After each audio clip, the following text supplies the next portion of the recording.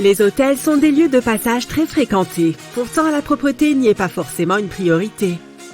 Il peut y avoir des punaises des lits et d'autres parasites qu'on ne remarque que lorsqu'il est déjà trop tard.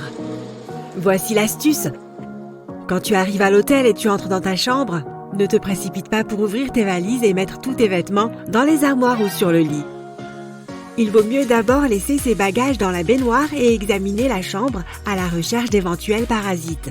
Il faut contrôler tous les tapis, les tissus d'ameublement, coussins et toute autre surface qui attirerait ces petites bêtes. Une fois que l'enquête a été menée, on peut défaire ses valises. La baignoire est le meilleur endroit pour protéger ses affaires, parce que les insectes ne peuvent pas y survivre. Donc impossible qu'ils infestent tes bagages pendant que tu ne fais pas attention. D'ailleurs, il vaudrait mieux que tu te débarrasses de cette couette. Les draps ont beau être lavés régulièrement, ce n'est pas le cas des couettes. Dans certains hôtels, elles sont lavées une fois par semaine, et encore. Mais dans d'autres, elles ne sont pas lavées du tout. Pareil pour la literie. Les hôtels chics changent les draps tous les jours, mais beaucoup d'hôtels à petit prix ne changent ni les oreillers, ni les draps lorsqu'un autre s'en va. Il vaut mieux demander des housses d'oreiller propres dès son arrivée. Il vaut mieux aussi ne pas boire dans le verre de la salle de bain, car la plupart ne sont pas correctement lavés. Le personnel utilise parfois du désinfectant ou du nettoyant pour faire briller les verres. Tu t'es déjà demandé pourquoi ils n'utilisaient pas de drap housse dans les hôtels? C'est pratique pour la maison, mais pas vraiment pour les structures hôtelières. Les draps sont changés beaucoup plus souvent qu'à la maison et l'élastique s'use beaucoup trop vite. C'est aussi une galère de ranger les draps housses. Il faut toujours en avoir plusieurs de tailles différentes. Il est donc plus pratique d'utiliser 2 draps simples pour les lits doubles. En parlant de draps, tu as sûrement remarqué que dans les hôtels, la literie et les serviettes sont presque toujours blanches. C'est tout d'abord une question pratique. On peut tout laver ensemble et ajouter de l'eau de javel au cas où pour se débarrasser des taches. Mais c'est aussi une question de confort pour les usagers. Selon une enquête réalisée auprès de la clientèle des hôtels, le blanc est perçu comme une couleur fraîche et luxueuse qui rend le séjour plus agréable. Si une chambre d'hôtel semble avoir un prix trop modique, il faut se méfier. Il se peut que le tarif ne comprenne pas les frais de service. Si on paye sa chambre à l'avance, on paye tous les frais de séjour, à savoir le prix initial de la chambre au moment de la réservation et tous les frais supplémentaires, comme les frais de service. En décidant de payer à l'hôtel en fin de séjour, on peut faire face à des frais inattendus. Il vaut mieux bien lire l'addition. Tu as peut-être remarqué que dans certains hôtels, il y avait un téléphone dans la salle de bain juste à côté des toilettes. Ça peut paraître bizarre, mais c'est obligatoire pour les hôtels qui ont reçu 4 étoiles aux États-Unis. Et puis finalement, ce n'est pas si absurde. Imagine que tu glisses et que tu tombes dans la salle de bain. Avoir un téléphone à portée de main pour appeler de l'aide, ce n'est pas si mal. Toujours concernant les salles de bain, il n'y a généralement pas de ventouse pour WC. C'est pour donner l'impression aux autres qu'ils sont les premiers à mettre les pieds dans cette chambre. C'est une question de confort et c'est la priorité de tout hôtel qui se respecte. Selon des sondages anonymes, la présence d'une ventouse pour toilette donne l'impression qu'elle pourrait mal fonctionner et ça ne donne pas une très bonne image. Si les clés des chambres sont des cartes magnétiques, il ne faut pas les ranger à proximité de ton portable ou de ton portefeuille. Le problème, c'est que les cartes clés sont conçues pour être reconfigurées régulièrement de façon simple et rapide. Donc n'importe quel aimant un peu puissant, comme celui de ton téléphone, peut démagnétiser la carte de sorte que tu ne pourras plus ouvrir la porte de ta chambre. L'hôtel te donnera certainement une nouvelle carte, mais ça reste embêtant. Certains hôtels n'acceptent que la carte de crédit comme moyen de paiement. Sans carte de crédit, impossible de réserver une chambre ou de payer les services sur place. Réserver une chambre n'est que la première étape du séjour à l'hôtel. On peut profiter de services comme le mini-bar qui seront facturés en fin de séjour. Si on n'a pas assez d'argent pour payer la facture sur sa carte de débit, l'hôtel n'a pas d'autre solution que d'entamer des poursuites judiciaires. Alors que si on paye avec une carte de crédit, tous les frais supplémentaires sont pris en charge par la banque et tout le monde est content. Les horaires d'arrivée et de départ des hôtels ne sont pas faits pour embêter les clients. Ils permettent aux hôtes de ne pas se croiser. Ils laissent aussi le temps au personnel de nettoyer la chambre et de la préparer en vue du prochain arrivant. L'heure de départ est généralement prévue entre 11h du matin et midi, pour une question de confort. On peut prendre son petit déjeuner et se préparer tranquillement au départ. Dans certains hôtels, il n'y a pas de prise électrique à côté du lit. C'est un peu nul, non ? Tout est une question de date. De nombreux hôtels ont été construits avant l'invention de la démocratisation des portables. À l'époque, il n'y avait pas tant besoin de prise à côté du lit. De nombreux hôtels ne se sont pas encore mis à jour. Le meilleur moyen d'éviter ce problème, c'est de séjourner dans un hôtel relativement récent. Lorsque tu te présentes à l'accueil d'un hôtel, il se peut que le personnel te reconnaisse. Il n'est pas rare, surtout dans les structures de haut standing, que le personnel fasse quelques recherches au sujet de leur hôte sur les réseaux sociaux. Ça paraît un peu étrange, mais c'est une bonne façon d'en savoir plus sur son compte et de te permettre d'être plus à ton aise. À l'enregistrement, tu recevras une clé qui va reprogrammer la serrure et rendre toutes les autres clés existantes inutilisables. Il est important d'être courtois avec le personnel si on veut éviter les farces. Les hôtes mal élevés ont parfois droit à 2 clés initiales qui vont reprogrammer à chaque fois la serrure. Il devient impossible d'ouvrir la porte. Le dentifrice est de plus en plus rare dans les salles de bain de chambres d'hôtel. C'est un produit trop cher pour les hôtels à petit budget, parce qu'il est considéré comme un produit médical. Pour les hôtels de luxe, c'est le problème opposé. Ils n'arrivent pas à trouver de marque de dentifrice assez chic pour l'offrir à leurs clients. Le personnel de ménage nettoie régulièrement les chambres, mais ne désinfecte pas souvent les objets les plus petits. Les téléphones et les télécommandes sont les objets les plus sales des chambres d'hôtel. Il vaut mieux les stériliser soi-même avec du désinfectant et une lingette. Le coffre-fort n'est pas forcément le meilleur endroit où ranger ces objets de valeur. Les coffres-forts des hôtels sont généralement des coffres à code et il est très probable que quelqu'un en ait connaissance. Qui sait qui d'autre peut avoir accès à cette information? La surréservation est une pratique courante dans les hôtels puisque la moyenne quotidienne des clients qui ne se présentent pas s'élève à près de 10%. Il se peut donc que ta réservation ne soit pas prise en compte.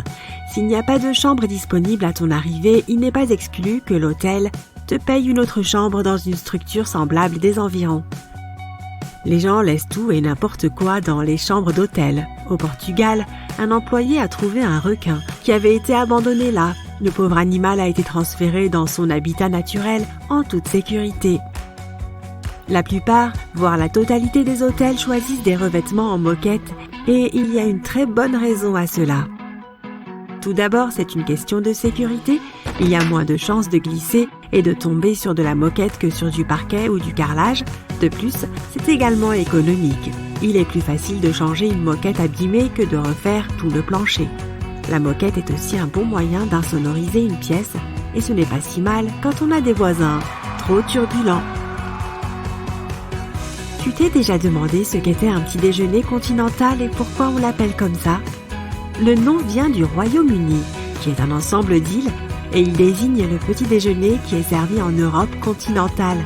Il peut être composé de viennoiseries, de différents types de tartines, de viande, de fromage, de jus de fruits et de boissons chaudes. Tu t'enregistres dans ta chambre d'hôtel, tu te connectes au Wi-Fi, tu sautes sur le lit et tu publies 15 photos de ta nouvelle vue depuis la fenêtre. Une fois l'excitation initiale passée, tu remarques une lumière clignotante suspecte sur ton énorme télévision. Se pourrait-il que quelqu'un t'observe ou as-tu simplement vu trop de films d'espionnage? Il existe des caméras cachées de toutes les formes et de toutes les tailles. Les grandes sont faciles à repérer, mais les petites peuvent être aussi furtives que discrètes. Elles peuvent être cachées derrière des meubles, dans des décorations ou des bouches d'aération, et partout où tu auras du mal à les remarquer. Il existe même des caméras spéciales qui peuvent se dissimuler dans des objets mobiles de tous les jours comme les réveils, les cadres, les vases et les lampes. Vérifie que ces objets ne soient pas orientés selon un angle étrange, ou qu'ils ne soient pas placés de manière à avoir la meilleure vue sur ton lit ou ta salle de bain. Le moyen le plus simple de repérer une caméra cachée est de chercher le reflet de l'objectif, car toutes les caméras en sont équipées. Éteins les lumières et scrute lentement la pièce au moyen d'une lampe de poche, d'un pointeur laser ou d'un détecteur de caméra espion sans fil spécial. Ceux-ci sont équipés de lumières de balayage infrarouge et d'un éclairage. Dès que tu découvres un point rouge réfléchissant, tu dois allumer la lampe de poche pour vérifier s'il y a une caméra cachée. Vérifie bien les bouches d'aération ainsi que tous les autres trous et interstices dans les murs ou le plafond. Certains détecteurs avancés montrent même ce que la caméra voit, ce qui facilite grandement le repérage et la désactivation. Cependant, ces détecteurs ne fonctionnent que sur des caméras allumées et fonctionnant constamment. Ton téléphone portable peut aussi t'aider à déceler ces menaces cachées. Active le Bluetooth et promène-toi. Regarde si des appareils inconnus apparaissent à l'écran. Une autre idée consiste à installer une application de balayage de réseau qui affiche tous les appareils connectés au réseau Wi-Fi que tu utilises à l'hôtel. Une fois le balayage terminé, étudie la liste pour y trouver des appareils portant un nom tel que caméra IP ou cam. De plus, tu peux mettre ton téléphone en mode selfie, éteindre la lumière et fermer les rideaux, et regarder lentement autour de la pièce tout en te concentrant sur l'écran. Garde l'œil ouvert pour repérer d'éventuelles lumières blanches ou violettes. Tu peux encore jouer les détectives, appeler un ami ou un membre de ta famille et commencer à faire le tour de ta chambre. Les caméras cachées devraient émettre une sorte de radiofréquence. Il est fort probable que cela interfère avec le signal de ton appel téléphonique. Si tu commences à entendre des bruits bizarres pendant que tu es au téléphone dans un endroit précis de ta chambre, inspecte-le attentivement. Vérifie les interrupteurs, les prises de courant, les lampes et autres objets auxquels tu ne prêterais normalement pas attention. S'ils ont l'air un peu de travers, s'ils présentent un trou ou s'ils semblent mal placés, c'est peut-être le signe que quelqu'un les a trafiqués. De nombreux dispositifs d'espionnage ont besoin de fils et la personne qui les a installés aura dû cacher ces fils, souvent derrière une plainte en vinyle. C'est pourquoi l'endroit où le sol et le mur se rejoignent est une autre zone à inspecter. Des crêtes, des bosses ou une décoloration peuvent être le signe qu'un microphone s'y cache. Il en va de même pour les taches sur les plafonds et les murs, même si elles ne sont pas plus grandes qu'une pièce de monnaie. Si tu trouves une caméra cachée ou quelque chose de suspect, n'hésite pas à en informer l'accueil de l'hôtel ou le service de réservation. N'essaye pas de toucher ou de déplacer l'appareil toi-même. Si l'hôtel nie tout, tu peux contacter les forces de l'ordre. Après avoir vérifié qu'il n'y ait pas de caméra dans la pièce, examine les miroirs. Quelqu'un pourrait observer de l'autre côté. Commence par vérifier si le miroir est encastré dans le mur ou s'il peut être ajusté. Si c'est un miroir sans teint, il sera encastré dans le mur. Tu peux faire un test simple pour inspecter ton miroir. Appuie le bout de ton doigt sur la vitre et pousse assez fermement pour laisser une empreinte digitale lorsque tu retires ton doigt. Étudie l'empreinte. S'il y a un petit espace entre l'empreinte et le miroir, à l'endroit où le verre devrait se trouver, c'est qu'il s'agit d'un miroir. Sur un miroir sans teint, il n'y a pas de tel espace. Une autre façon de vérifier si ton miroir est semi-transparent est de tapoter la vitre. Si quelqu'un t'observe de l'autre côté, le miroir émettra un son creux. Un miroir sans teint devrait sembler plus lumineux de l'autre côté que du tien.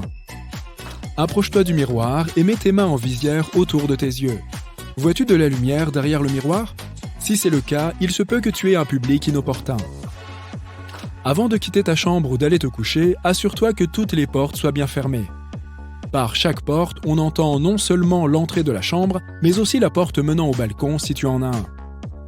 Tu peux apporter un verrou portatif pour plus de sécurité si tu t'apprêtes à aller au lit. Tu peux aussi te lancer dans un petit projet de bricolage et enrouler une ceinture ou une sangle autour de la poignée qui ferme la porte.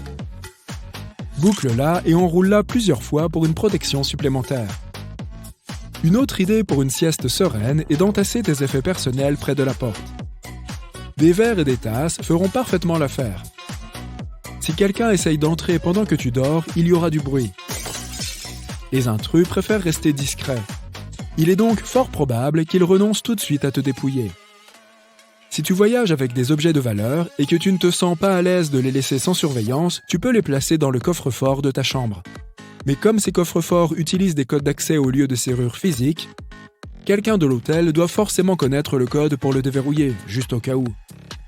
Tu peux donc apporter ton propre coffre-fort. On en vend qui ressemblent même à des livres sur Internet, par exemple. Ils sont faits de métal solide et de papier texturé et sont munis d'une serrure à combinaison. Ils ont généralement assez de place pour contenir tes passeports, ton argent liquide et tes bijoux.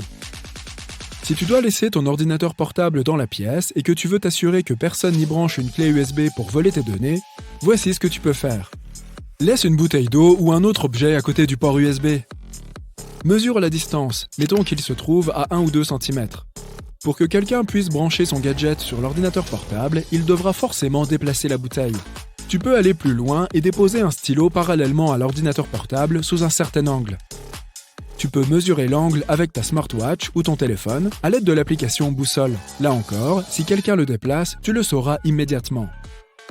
Même quelque chose d'aussi simple qu'un panneau ne pas déranger peut t'aider à savoir si quelqu'un est entré dans ta chambre pendant ton absence. Fais croire que tu es parti précipitamment et que le panneau s'est accidentellement coincé entre la porte et son cadre. Si tu reviens et que le panneau pend librement, c'est que quelqu'un l'a ignoré et a bien essayé de te déranger. Dans ce cas, tu peux contacter la réception et demander à ce que quelqu'un entre dans la chambre avec toi pour assurer ta sécurité.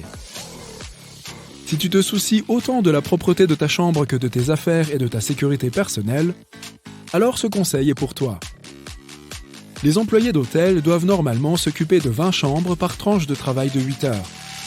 Cela signifie qu'ils n'auront pas plus de 30 minutes pour s'occuper de ta chambre. Cela leur laisse suffisamment de temps pour faire le lit, nettoyer le sol de la chambre et de la salle de bain, vider les poubelles et dépoussiérer toutes les surfaces. Mais ils ont rarement le temps de s'occuper des petits objets comme les interrupteurs, les poignées de porte et de tiroirs ou les télécommandes. Et oui, ce sont précisément les objets avec lesquels tu seras le plus en contact. Ils peuvent même receler plus de germes que les toilettes. Alors, si tu veux être sûr que ces germes n'atterriront pas sur tes mains, emporte suffisamment de lingettes antibactériennes pour nettoyer tous ces objets avant de les toucher. Vérifie dans le coin, sous le lit. Attends, qu'est-ce qui se cache ici ? Les hôtels sont censés être ton chez-toi, loin de chez toi. Mais sais-tu quel secret ils recèlent ? Voici ce qu'aucun membre du personnel ou responsable ne te dira jamais. Certains propriétaires d'hôtels sont très superstitieux à l'égard du chiffre 13, ou bien ils estiment que les clients pourraient l'être. Quoi qu'il en soit, il se peut que la chambre 13 ou que le 13e étage tout entier ait complètement disparu. En Extrême-Orient, il en va de même pour le chiffre 4. Tu peux facilement obtenir un surclassement sans frais supplémentaires si tu fêtes un anniversaire ou un mariage. Il suffit d'appeler à l'avance et de les prévenir de l'événement à venir. Tu vérifies peut-être le lit pour voir s'il y a des taches ou des insectes, mais tu oublies probablement la chose la plus sale de la chambre, la télécommande de la télévision. Elle n'est pas désinfectée entre chaque réservation. Mets-la dans un sachet en plastique avant de l'utiliser. Il y a plein d'autres choses sales dans cette chambre, mais nous en parlerons plus tard. Chaque hôtel a un endroit où le service d'entretien range les objets oubliés. Les objets les plus fréquemment perdus sont les chargeurs de téléphone, mais des découvertes plus intéressantes ont été faites. Des fausses dents, des yeux de verre et même des boîtes d'asticots. Si personne ne vient chercher ces étranges trésors après 5 ou 10 ans, oui, ils sont assez gentils pour attendre, les membres du personnel de chambre tirent au sort les objets perdus entre eux. Certains hôtels de luxe peuvent avoir des caméras cachées intégrées pour des raisons de sécurité. L'endroit le plus courant pour cela est le judas de la porte. Alors colle toujours un morceau de scotch ou de mastic sur celui de ta chambre. En revanche, il n'est pas normal qu'il y ait une caméra cachée dans la chambre elle-même. Pour le vérifier, éteins la lumière et allume la caméra frontale de ton téléphone. Scanne lentement la pièce. Ton appareil captera leur lumière infrarouge. Les endroits les plus courants sont près du lit et dans la salle de bain, alors vérifie bien ces zones. Les hôteliers laissent souvent leurs amis et leur famille séjourner gratuitement, mais tu ne le remarques pas puisqu'ils partent généralement avant le début de la haute saison. Les employés et le personnel de ménage peuvent aussi bénéficier de certains avantages. Ils peuvent garder les serviettes, les pantoufles, les peignoirs et les shampoings. Mais ce que tu ne sais peut-être pas, c'est que les chaînes d'hôtels acceptent souvent que tu prennes certains objets dans la chambre. Articles de papeterie et de toilette, tasses à café, parapluies, tout ce qui porte leur nom et leur logo. Cela leur fait de la publicité gratuite lorsque tu emportes ces objets avec toi. Ces beaux fruits et légumes brillants près de l'entrée de l'hôtel-restaurant ne sont pas seulement une décoration. Ils trompent ton corps de façon à ce qu'il se sente rassasié avant même que tu ne prennes ton assiette. Tu manges moins et l'hôtel économise de l'argent. Les hôtels peuvent te donner des flacons supplémentaires de gel douche ou d'autres articles de toilette, mais certains te font payer si tu as pris trop de nourriture au buffet du petit déjeuner.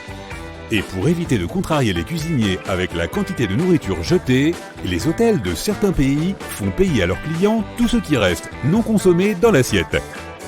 Aucune chaîne d'hôtels ne te dira volontiers comment obtenir la plus grande réduction pour ton séjour.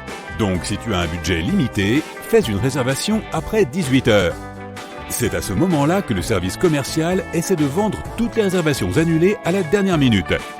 Cela signifie souvent qu'il faut réduire le prix, parfois de moitié. Le premier dimanche du mois est le meilleur moment pour s'enregistrer. Les vacanciers partent, les voyageurs d'affaires ne sont pas encore arrivés, donc la plupart des meilleures chambres sont disponibles. Pour obtenir le meilleur choix, il existe un service spécial appelé rooming. Tu peux tout voir dans l'hôtel et choisir la chambre qui te plaît le plus. Il suffit de le demander au réceptionniste. Les hôtels ne te parleront pas volontiers de leurs autres services gratuits, à moins que tu ne le demandes. Les chargeurs de téléphone gratuits, les fers à lisser, les bouteilles d'eau et les jeux de société en font partie. Ils peuvent aussi commander un transfert pour toi, réserver des billets de concert ou de théâtre et te réveiller à une heure précise. Les hôtels peuvent te refuser à l'enregistrement, même si tu as payé ta réservation à l'avance. Ils peuvent parfois annuler ta réservation si tu ne te présentes pas avant une certaine heure. Si quelque chose te retient en chemin, appelle et préviens-les à l'avance. Et même si tu arrives à l'heure, on peut toujours te refuser une chambre. Cela arrive généralement lorsque l'hôtel est surbooké. Dans ce cas, ils peuvent te rediriger vers un autre hôtel. Encore plus surprenant, les chances que cela se produise dépendent de qui tu es. Les jeunes hommes célibataires, les couples et les groupes d'amis se feront davantage refuser qu'une famille ou une femme seule plus âgée. C'est parce que les premiers sont généralement plus flexibles face à un changement inattendu. Avant de te jeter sur le minibar, il vaut mieux vérifier si ces boissons sont scellées. Des employés d'hôtel racontent qu'il y a eu des cas où les clients ont fini toutes les boissons fournies, puis ont rempli les bouteilles avec de l'eau du robinet pour éviter de les payer. Les grandes chaînes ont souvent leurs propres transports spéciaux pour aller chercher des clients importants ou pour qu'ils puissent se déplacer en ville. Leurs propres taxis sont généralement moins chers que ceux de la ville, alors si tu veux économiser de l'argent, vérifie le coût de leur transport à la réception. Mais ne demande pas au réceptionniste de te recommander l'endroit où tu dois manger. Il t'indiquera un restaurant partenaire qui le rémunère pour les recommandations, même s'il est cher et mauvais. Les clients ne paient pas vraiment pour la chambre elle-même, mais pour l'emplacement de l'hôtel. La proximité de l'aéroport, de la plage, du centre-ville ou des sites célèbres te coûtera un montant supplémentaire. Oui, même s'il n'a pas d'étoiles et que les équipements ne sont pas de grande qualité. Réfléchis à 2 fois avant de confier tes clés au voiturier. Il y a eu des cas où des employés d'hôtel ont pris une voiture haut de gamme pour une petite virée et se sont filmés dedans. Une personne célèbre pourrait séjourner dans la chambre juste à côté de la tienne. Personne ne le saurait, puisqu'ils peuvent utiliser des noms bidons pour dissimuler leur identité. Mais pour le reste d'entre nous, les gens ordinaires, ce n'est pas permis. Tu as demandé une chambre simple avec un grand lit et une belle vue sur la plage. Mais tu as obtenu une chambre avec 2 petits lits et une superbe vue sur un mur de briques. Cela arrive souvent, mais ils sont censés t'offrir une réduction ou un service gratuit pour compenser la différence. Fais valoir ce droit si le réceptionniste ne te le propose pas. Le coffre-fort de ta chambre peut être tout sauf sûr. Si tu as des objets de valeur, demande à la réception de les mettre dans le coffre principal de l'hôtel. Cet endroit est généralement beaucoup plus sûr car tout le personnel n'y a pas accès. Même si les chaises et les canapés des hôtels ont l'air propres, attends d'en voir un au microscope. Ne t'assieds pas dessus sans avoir préalablement posé une serviette ou une couverture. Tu ne sais pas si le client qui t'a précédé n'a pas mis ses pieds dessus. Or, ces pieds sont certainement sales puisque les moquettes des chambres sont rarement nettoyées, ou peut-être une fois par an, voire moins. Donc ne marche pas dessus pieds nus. Et si tu utilises des pantoufles ou si tu gardes tes chaussures, assure-toi de les emballer lorsque tu les ranges dans ta valise avant de partir. Même chose avec le lit. Avant de t'allonger dessus, sache que le personnel de ménage lave sans doute les draps entre chaque client, mais pas ce grand et beau couvre-lit plein de germes. Ne touche pas non plus les verres. Même s'ils reçoivent un coup de chiffon, c'est probablement avec le même chiffon que celui utilisé pour nettoyer les autres surfaces. Pourquoi ? Parce que le personnel n'a que 20 à 30 minutes pour nettoyer complètement chaque chambre. Il doit donc le faire rapidement et non en profondeur. Les choses souvent oubliées sont les interrupteurs, les poignées de porte et de tiroirs, les télécommandes et assez ironiquement, ce sont les objets que l'on touche le plus souvent. Les experts ont découvert que ces objets recèlent autant de germes que les toilettes. La solution apporte toujours beaucoup de lingettes antibactériennes. Et si tu te renseignes sur les pratiques de nettoyage de l'hôtel, rappelle-toi, nettoyer ne veut pas dire désinfecter. Choisis soigneusement tes mots afin de ne pas permettre au gérant de t'entourlouper. Il te surveille quand tu es dans la chambre à coucher. et quand tu es dans la salle de bain. Non, je ne parle pas de tes enfants de 3 ans. L'une des dernières choses auxquelles tu penserais au moment de partir en vacances, c'est de te dire que la chambre dans laquelle tu séjournes est équipée de caméras cachées, n'est-ce pas? Et pourtant, pour commencer, vérifie les endroits les plus évidents de ta chambre d'hôtel pour voir si tu peux y trouver des caméras cachées. Selon certains experts, si tu ne trouves rien en évidence, l'utilisation de ton smartphone suffit pour effectuer une recherche basique. Toutes les caméras ont un objectif, et tous les objectifs reflètent la lumière. Ainsi, un moyen rapide de vérifier la présence de caméras cachées consiste à fermer tous les rideaux de la pièce et à éteindre les lumières. Ensuite, utilise la lampe de poche de ton téléphone et dirige-la vers des endroits ou des objets potentiels où pourrait se trouver une caméra cachée. L'un des endroits les plus évidents est le détecteur de fumée au plafond. Prends une chaise, pointe la lampe droit dessus et essaie de voir si une lumière rouge ou bleue s'y reflète. Tu devras le faire lentement, car la lumière doit frapper la lentille à un angle correct pour que tu puisses voir un reflet. Une fois que tu as terminé, passe à d'autres objets, comme la pomme de douche de la salle de bain ou un réveil et un chargeur de téléphone. Souviens-toi de la position de ces objets. Si le chargeur est placé là où pourrait se trouver une caméra de surveillance, alors inspecte-le et appelle la réception. Même un tableau dans la pièce peut être un nid potentiel pour une caméra cachée. D'autres objets peuvent être aussi des lampes, un trou dans le mur ou un coin du placard. Un autre endroit flippant est le miroir de la salle de bain. Comme il est difficile à repérer, il faut être patient pour le chercher. Tu peux aussi utiliser la caméra de ton téléphone pour repérer les caméras de surveillance qui t'espionnent la nuit. Ces caméras secrètes émettent des lumières infrarouges que l'œil humain ne peut pas voir, ce qui leur permet de fonctionner la nuit. Pour cela, tu devras aussi éteindre les lumières et mettre la caméra en mode selfie. La caméra arrière de la plupart des smartphones est équipée d'un filtre infrarouge, mais pas celle de devant. Tu peux essayer de pointer une télécommande de télévision vers la caméra frontale et appuyer sur l'un des boutons pour le voir par toi-même. Si une lumière rouge vif s'affiche sur ton écran, cela signifie qu'elle fonctionne. Il ne te reste plus qu'à déplacer ta caméra dans l'obscurité pour voir si tu peux trouver une lumière vive autour. Il sera bon de faire un deuxième balayage pour t'assurer que tu n'as rien manqué. Une autre technique que tu peux utiliser consiste à éteindre le Wi-Fi lorsque tu entres dans la chambre d'hôtel. La plupart des caméras sont connectées au Wi-Fi, donc elles ne fonctionneront plus.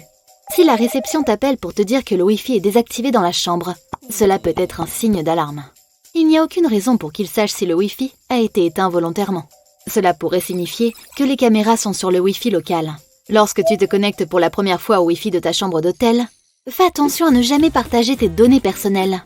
La plupart des réseaux te demanderont tes identifiants de connexion, comme ton adresse email. Certaines personnes peuvent créer une page de connexion Wi-Fi identique à celle de l'hôtel, ce qui peut être trompeur. Tu peux te connecter à un routeur Wi-Fi, mais il suffit d'un email pour que certaines personnes sachent tout de toi. L'une des meilleures choses que tu puisses faire est de télécharger une application qui te montre quels appareils sont actuellement connectés au Wi-Fi que tu utilises. Elle peut montrer quel smartphone, ordinateur portable, téléviseur intelligent et, dans le pire des cas, quelles caméras cachées sont connectées. Un scanner à radiofréquence peut détecter une caméra sans fil dans la pièce, même si elle est connectée à son propre Wi-Fi. Cela peut toutefois s'avérer difficile en raison des nombreux appareils sans fil qui encombrent les ondes. En effet, il est possible de capter des signaux aléatoires même si on éteint tous les appareils et tous les signaux sans fil émetteurs. L'intrusion dans ta vie privée peut aller jusqu'à la mise sur écoute de ton téléphone portable ou de ta ligne fixe pour intercepter tes conversations. Une des façons d'écouter les conversations des gens consiste à installer un microphone sur une ligne qui envoie le son sans fil à un enregistreur à partir d'un émetteur distant. Presque tout le monde peut mettre la main sur un tel équipement, car il ne coûte pas trop cher et est disponible dans de nombreux magasins en ligne. Si tu remarques des sons étranges lorsque tu parles au téléphone, comme des clics, des voix lointaines ou un son semblable à celui d'un vieux disque, il y a de fortes chances que quelqu'un écoute tes appels téléphoniques. Ces sons ne sont pas typiques d'un téléphone portable moderne ordinaire. La plupart des logiciels d'écoute fonctionnent en arrière-plan de ton téléphone sans que tu le saches, ce qui vide la batterie. Il peut y avoir de nombreuses explications au fait que la batterie de ton téléphone ne cesse de se vider. Mais un logiciel installé sur ton téléphone, des virus et des logiciels malveillants en sont probablement la cause. Tu peux également être attentif aux activités inhabituelles de ton téléphone lorsque tu ne l'utilises pas. Si les notifications ne cessent de s'afficher alors que tu les as désactivées, ton téléphone est peut-être sur écoute. Dans ce cas, les escrocs n'ont pas seulement accès à tes appels téléphoniques, mais aussi à ton téléphone lui-même. Ils peuvent repérer toutes les photos, vidéos, fichiers et informations que tu possèdes sans que tu le saches. Si tu essaies d'éteindre ton portable et que cela prend beaucoup plus de temps que d'habitude, cela peut être un autre signe que quelqu'un a piraté ton téléphone. Pour que celui-ci s'éteigne complètement, il doit se déconnecter correctement de toutes les tâches et activités. Si ton téléphone est en train de transférer des données à quelqu'un à distance, cela peut être la raison de ce délai de déconnexion. L'un des principaux signaux d'alarme est la réception de textos concernant des symboles et des chiffres aléatoires. Les personnes qui mettent ton téléphone sur écoute utilisent un logiciel illégal qui les oblige parfois à recevoir des codes secrets. N'oublie pas de vérifier que tu n'es pas abonné à ces messages. Sinon, contacte quelqu'un qui pourra t'aider. Si tu fais défiler tes applications et que tu remarques quelque chose qui semble louche ou qui ne devrait pas être là, l'application pourrait être un déguisement pour un logiciel d'espionnage. Vérifie également l'historique bizarre de tes navigateurs pour des choses que tu n'as pas recherchées. Tu pourrais remarquer que ton téléphone s'allume et s'éteint de façon aléatoire sans que tu le touches.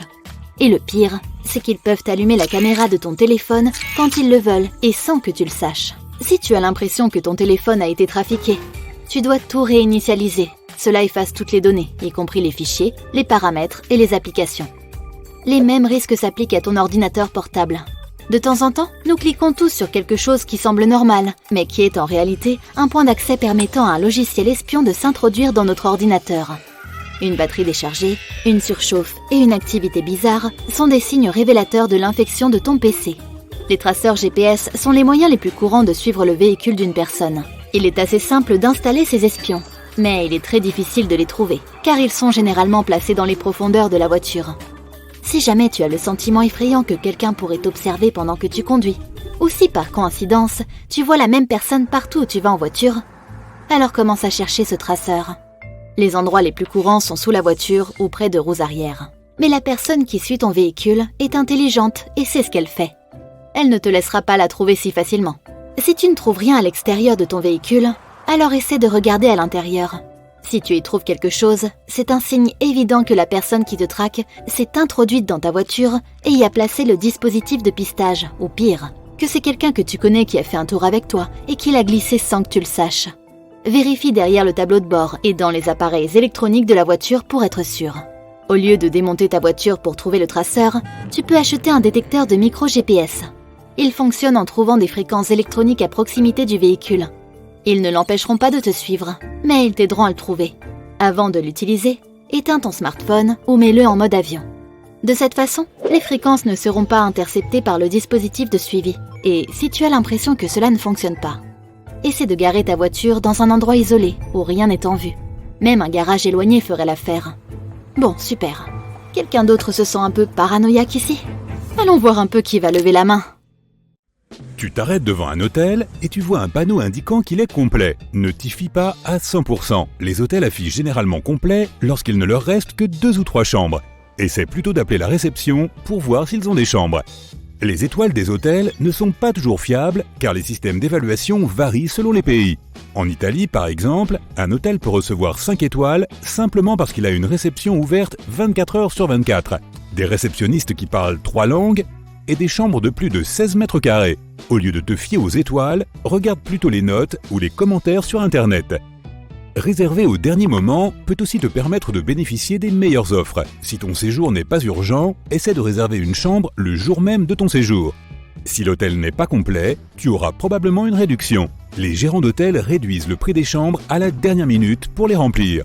Il est aussi généralement préférable de réserver directement auprès de l'hôtel. Les sites web tiers proposent souvent les moins bonnes chambres ou celles qui restent.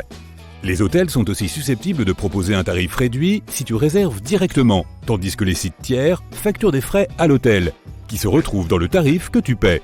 Une fois que tu es au comptoir d'enregistrement, il est probable que le personnel de l'hôtel te reconnaisse déjà.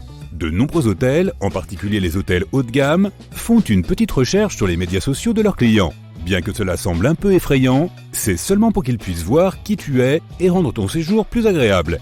Lors de l'enregistrement, tu recevras également une clé qui réinitialisera la serrure de ta porte et annulera toutes les clés existantes. Mais assure-toi d'être respectueux envers les réceptionnistes.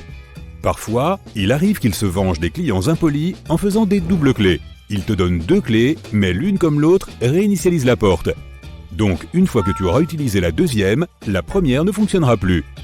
Si ta clé est munie d'une bande magnétique, assure-toi de ne pas la mettre près de ton téléphone portable ou de ton portefeuille.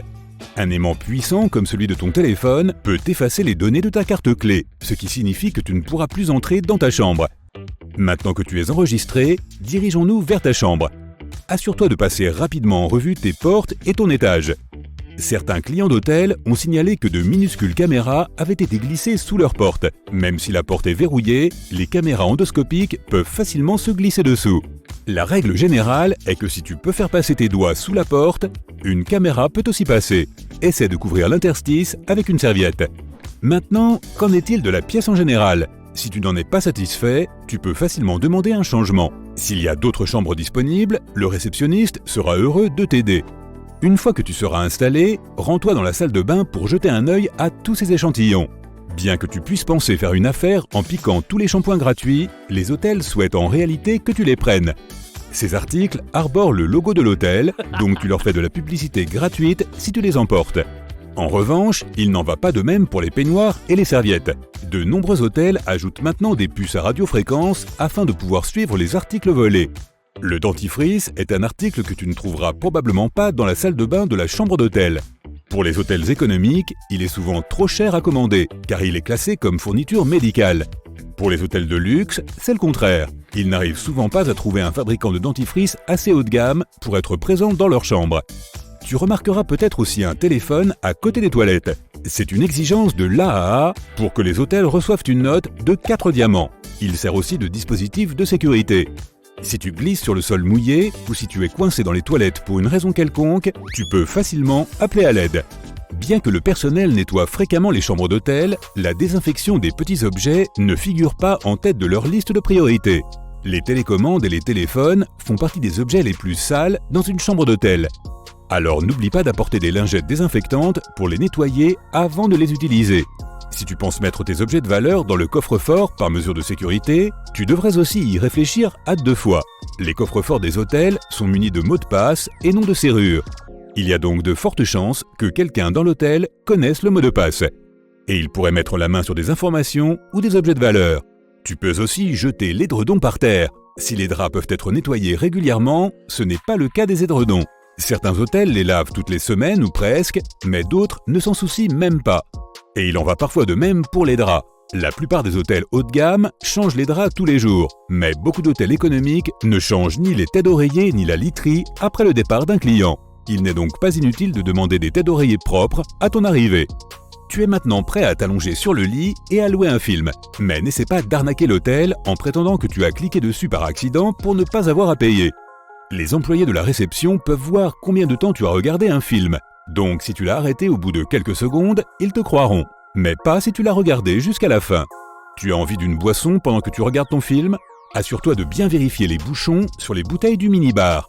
Certains clients malins boivent souvent dans les bouteilles et les remplissent d'eau.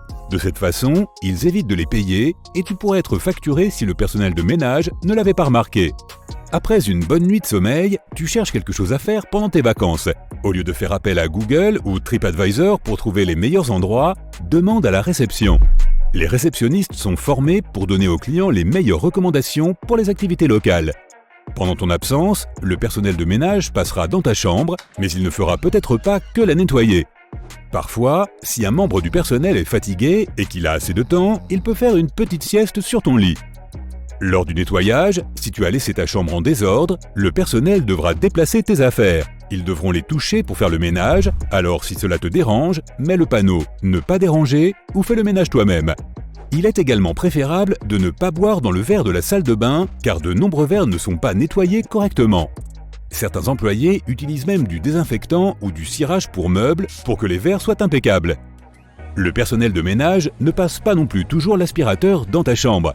Il se contente parfois de ramasser les plus grosses saletés. Assure-toi d'être aimable avec le personnel. La plupart du personnel de l'hôtel est prêt à offrir des surclassements et des services gratuits à un client amical. Ils ne sont pas obligés de le faire, mais un sourire ne fait jamais de mal, et un pourboire non plus. C'est maintenant l'heure du check-out, mais tu pars tôt et tu vas manquer le petit déjeuner. S'il est inclus dans le prix de ta chambre, le personnel peut te le préparer à emporter. Mais il est alors préférable de les prévenir la veille au soir. Regarde aussi le sol en sortant. C'est de la moquette, n'est-ce pas ? La plupart des hôtels ont des sols entièrement recouverts de moquette, et ce pour 3 raisons principales. Premièrement, tu as beaucoup moins de chances de glisser sur de la moquette que sur du bois ou de la pierre. Deuxièmement, la moquette offre une isolation acoustique supplémentaire.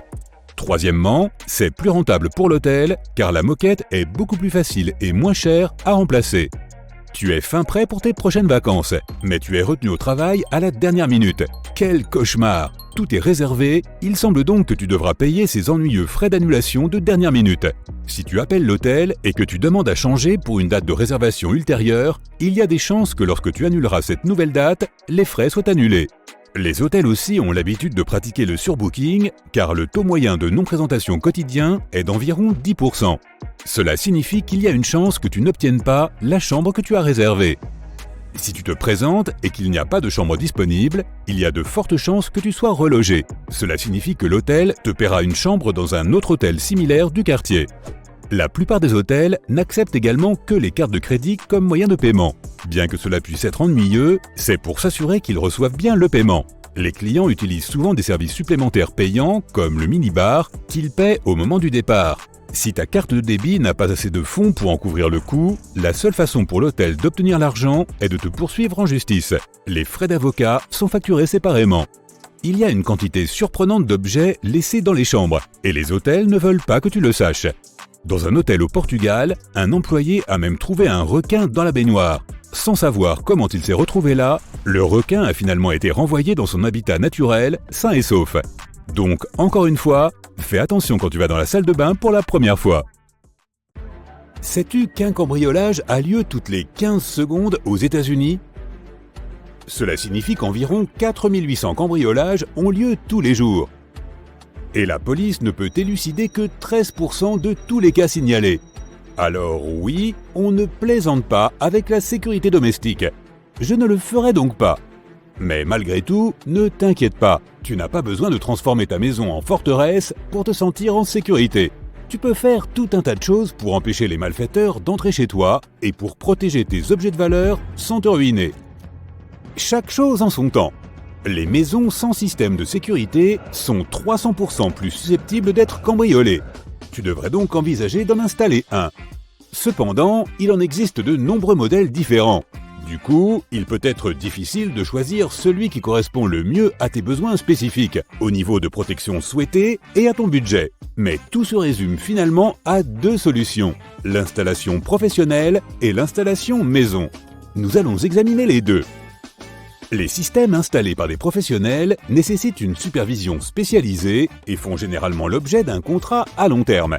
Ces systèmes sont payants. Cependant, la dépense initiale est en général relativement faible car les fournisseurs échelonnent les frais sur toute la durée du contrat. Une fois que tu auras opté pour une installation professionnelle, l'entreprise organisera d'abord un rendez-vous avec l'un de ses techniciens expérimentés qui procédera à une évaluation et t'expliquera toutes les options qui s'offrent à toi. Et tant que ton contrat est en règle, tu peux leur signaler tous les problèmes que tu rencontres avec ton système. Ils veilleront à ce que tout fonctionne correctement. En résumé, un système de sécurité professionnelle te permettra de te relaxer, tu n'auras pas à passer des heures à regarder des tutoriels ou à lire des manuels. Néanmoins, les systèmes de sécurité professionnelle peuvent ne pas te convenir, surtout si tu es locataire, car les conditions du contrat peuvent parfois être contraignantes. Ou peut-être n'es-tu pas locataire et qu'il s'agit pour toi d'une question de budget. Dans ce cas, une installation maison est probablement ce qu'il te faut. L'avantage, c'est que si le prix moyen est d'environ 50 € par mois pour un système professionnel, il n'est que de 30 € pour un système maison. En outre, tu n'as rien à débourser pour l'installation elle-même. Tu devras cependant t'attendre à un coût initial plus élevé si tu choisis cette option. Et il y a aussi le fait qu'une installation maison peut ne pas être parfaitement réalisée. Il peut y avoir des failles qu'un professionnel aurait détectées. En fin de compte, le plus important avant de choisir un système, c'est d'évaluer tes besoins selon l'endroit où tu vis et ta maison elle-même. Sais-tu que 34% des voleurs passent par la porte d'entrée pour entrer chez les gens ? Si ta porte n'est pas assez solide, c'est un peu comme si tu invitais les cambrioleurs.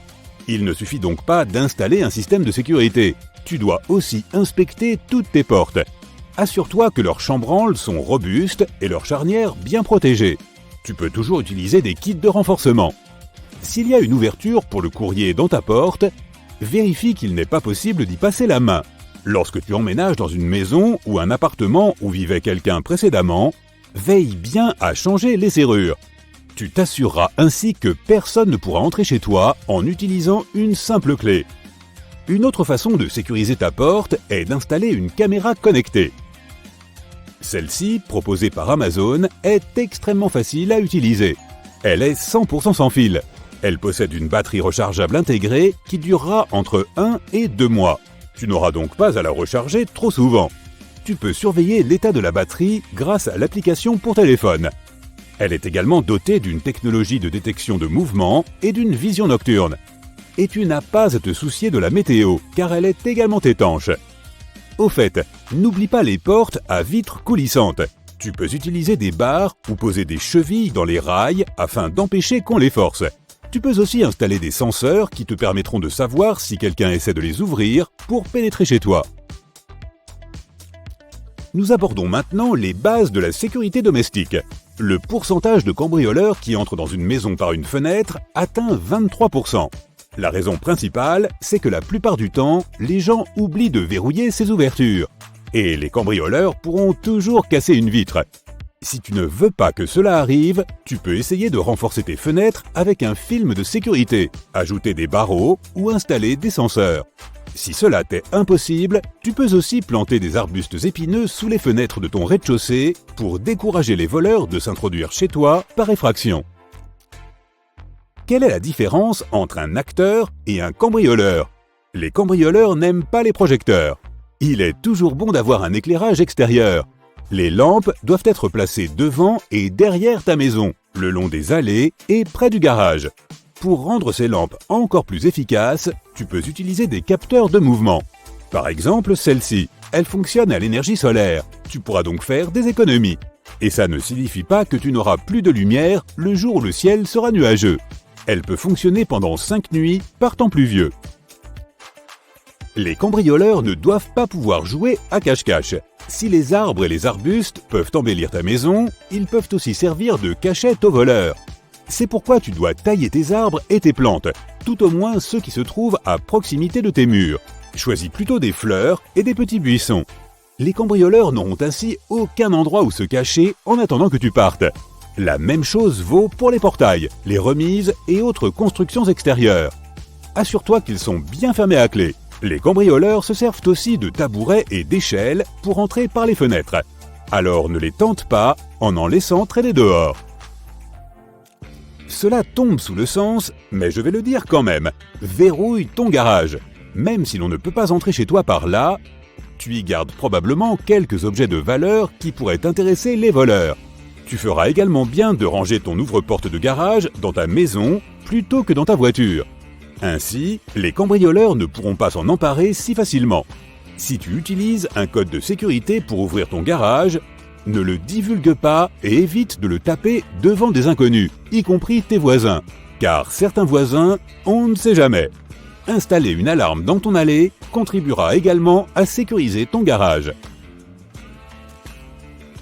Les cambrioleurs, mais aussi les voleurs de colis, représentent aujourd'hui un gros problème. L'année dernière, près d'1 Américain sur 7 en a été victime. C'est là que les caméras de sécurité s'avèrent utiles. Tout d'abord, elles ont un effet dissuasif. Et deuxièmement, si quelqu'un venait voler ton colis, tu serais en mesure de l'identifier grâce aux images de sécurité. Si tu ne peux pas te payer une bonne caméra pour le moment, tu peux en acheter une fausse. Elles sont beaucoup moins chères et elles donneront l'impression que ta maison est protégée. C'est assez dissuasif. Celle-ci vaut le coup au cas où tu en chercherais une. Une petite lumière clignotante lui donne un aspect réaliste. Enfin et surtout, un coffre-fort est toujours utile. Et ne t'inquiète pas, il ne doit pas forcément s'agir de l'un des coffres-forts géants en titane incassable que l'on voit dans les films. Certains cambrioleurs sauront toujours s'introduire chez toi malgré toutes tes précautions. Tu dois donc toujours t'assurer que tes objets de valeur sont en sécurité. Tu peux y mettre tout ce que tu veux, tes bijoux, tes dossiers les plus importants, tout sera bien protégé. Si tu t'en procures un, assure-toi qu'il est ignifugé, étanche et suffisamment lourd pour qu'un voleur ne puisse pas le soulever et s'en aller avec. Mieux vaut prévenir que guérir. Savais-tu que la plupart des cambriolages avaient lieu en milieu de journée ? Selon le FBI, les cambriolages se produisent en plein jour parce que les gens se trouvent alors à l'extérieur. Ne laisse donc pas ta maison devenir une proie facile pour les voleurs. Voici 10 conseils pour protéger ton habitation et quelques articles de sécurité dont tu pourrais avoir besoin. Le premier article sur notre liste est le verrou de porte portatif. Ils ne sont pas conçus uniquement pour les maisons ordinaires. Imaginons que tu loges dans une maison de location où d'autres invités vont et viennent. Tu peux emporter l'un de ces verrous portatifs avec toi. De nombreuses pièces sont équipées de mécanismes de verrouillage secondaires en plus de leur serrure habituelle, comme des chaînes de sécurité attachées à la porte par exemple. Mais il ne faut pas toujours s'y fier. Ces mécanismes ne sont maintenus que par des vis, ce qui signifie qu'il est facile de les forcer. Il existe de nombreux modèles de verrous portatifs. Alors, que faut-il rechercher ? La facilité d'usage est la clé pour l'installation et le retrait en cas d'urgence. La plupart des portes battantes conviennent à de tels articles. Adalock est un bon exemple et ces verrous sont disponibles en ligne. Ils sont relativement bon marché, leur conception est polyvalente et surtout, ils sont livrés en une seule pièce. Quelques secondes suffisent pour accroître ta sécurité. Il suffit d'insérer les griffes dans la gage de la porte, puis de la refermer. Le verrou sera maintenu en position par une poignée. Et voilà le travail! Les cambrioleurs s'attardent rarement dans ta maison et ne prennent pas la peine d'emporter des objets lourds comme ta télévision. Ils veulent entrer et sortir en moins de 10 minutes. Ce qu'il faut alors faire, c'est prendre des précautions pour les ralentir. Le verre feuilleté est idéal à cet égard et c'est un investissement judicieux. Les fenêtres normales en verre trempé peuvent se briser facilement, mais les fenêtres en verre feuilleté agissent comme des boucliers. Elles peuvent se fissurer mais pas se briser. Au lieu de s'acharner bruyamment et d'attirer l'attention, le cambrioleur s'en ira très probablement. La structure du verre feuilleté diffère de celle du verre ordinaire. Elle maintient la vitre intacte même après un impact violent. Les fenêtres en verre feuilleté sont environ 100 fois plus robustes et 5 fois plus durables que les fenêtres standards. Qu'est-ce qui rend ce type de verre si particulier ? Tout d'abord, il est composé de plusieurs couches. Il y a 2 couches de verre et, entre les deux, un matériau en vinyle qui permet de garder les 2 couches intactes. En outre, le verre feuilleté est insonorisé. On fait donc d'une pierre 2 coups, puisque la couche intermédiaire absorbe une partie du bruit extérieur. Bon, c'est censé être une vitre après tout. Ne va pas-t-on voir cette couche de vinyle ? C'est peut-être la première question qui te vient à l'esprit. Et non, le verre feuilleté est transparent, tout comme les autres types de verre. Il permet de profiter d'une vue claire comme du cristal, tout en restant en sécurité. Enfin, on aimerait tous, mais hélas, il est assez coûteux de se procurer ces verres anti-effraction conçus tout spécialement. Il est toutefois possible de faire appel à des professionnels pour installer un film stratifié sur tes fenêtres standards, ou même d'acheter un film de sécurité. Ils fonctionnent tous selon le même principe. Mais il est évident que de telles alternatives ne peuvent pas être aussi solides que le verre feuilleté lui-même. Les conseils suivants proviennent d'un ancien cambrioleur, Michael Fraser. Aujourd'hui, il donne des conseils sur la façon de se protéger contre les infractions et son premier conseil est assez intéressant. Abstiens-toi de mettre un autocollant « Attention, chien méchant » si tu en as un. Si un chien peut se promener dans ta maison sans déclencher la moindre alarme, il est évident qu'un être humain le peut aussi. C'est ainsi que réfléchissent les cambrioleurs. De plus, de nombreux chiens peuvent se montrer rapidement amicaux, à moins qu'ils n'aient été spécialement dressés pour attraper les intrus. S'il s'agit d'un chien ordinaire, on peut facilement l'enfermer dans une pièce, et tu connais la suite. Dis adieu à tes objets de valeur. Annoncer la vente de sa maison en ligne est une procédure standard pour attirer les acheteurs potentiels, mais aussi les malandrins. Avec ces photos que tu as prises innocemment, les cambrioleurs peuvent établir des plans d'étage. Pire encore lorsqu'il y a des visites virtuelles. Ils peuvent facilement repérer les entrées et les issues de secours et c'est l'outil parfait pour planifier le cambriolage d'une maison.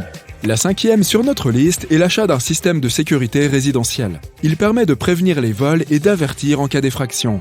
Selon certaines données, les maisons sans système de sécurité seraient presque 3 fois plus vulnérables au cambriolage. Et il existe de nombreux systèmes parmi lesquels choisir. Certains sont coûteux, mais il existe heureusement des options plus abordables. Il n'est même pas nécessaire de faire appel à des professionnels. Ce système de sécurité à monter soi-même, proposé sur Internet, est un parfait exemple de gadget économique, doté de fonctions utiles. Ces types de dispositifs sont conçus pour être faciles à installer. Une application te guidera à travers le logiciel et pour paramétrer le produit lui-même. En prime, tu n'auras pas à te soucier des vis, des outils ou du perçage. Il dispose par ailleurs d'un service d'urgence rapide qui peut avertir les autorités si tu le souhaites.